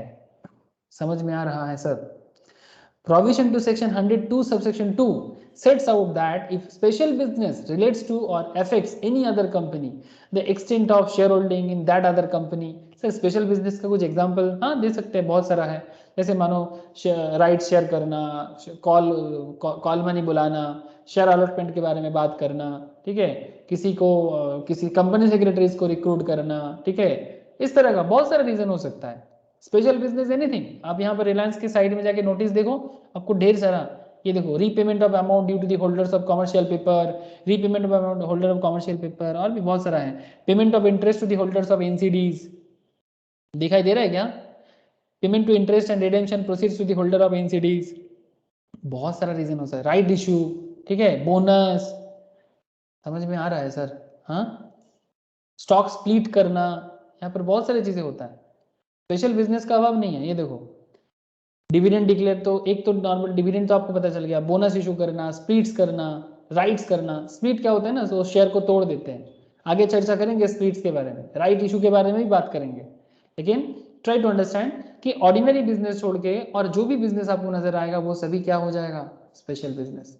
ठीक है, यानी तो क्या बोला, provision to section 102 subsection 2 sets out that if special business relates to और affects any other company, the extent of shareholding in that other company of every promoter, director, manager and every other KMP shall be disclosed if the extent of shareholding is 2% और more of the paid up share capital of that other company. ध्यान से समझिएगा, अगर किसी कोई company special business कर रहा है, ठीक है, मतलब ऑर्डिनरी बिजनेस छोड़ के एनी काइंड ऑफ, तो क्या बता रहा है, प्रोविजन ऑफ सेक्शन 102 सबसेक्शन 2 बता रहा है, if special business relates to और इफेक्ट्स एनी अदर कंपनी, अगर ये किसी और कंपनी के साथ जुड़ा हुआ बात है, अगर उनका शेयर होल्डिंग है एक कंपनी में, सपोज ए कंपनी का बी कंपनी में शेयर होल्डिंग है और स्पेशल बिजनेस हो रहा है, if the extent of shareholding in that other company of every promoter, director, अगर उनका शेयर होल्डिंग 2% या उससे ज्यादा है पेड अप शेयर कैपिटल का, तो उस अदर कंपनी को भी डिस्क्लोज करना पड़ेगा स्पेशल बिजनेस के बारे में.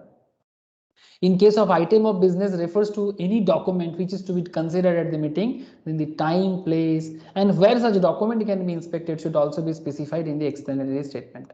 मतलब एक्सप्लेनेटरी स्टेटमेंट में वो हर चीज बताना पड़ता है स्पेशल बिजनेस के लिए कि कौन शेयर होल्डर्स है, अगर 2% से ज्यादा किसी का शेयर होल्डर है तो उसके बारे में बताना पड़ता है, कहाँ होगा, प्लेस क्या है, डॉक्यूमेंट क्या लाएगा, सब कुछ. सर अगर नहीं बताता है तो इफेक्ट ऑफ नॉन डिस्क्लोजर.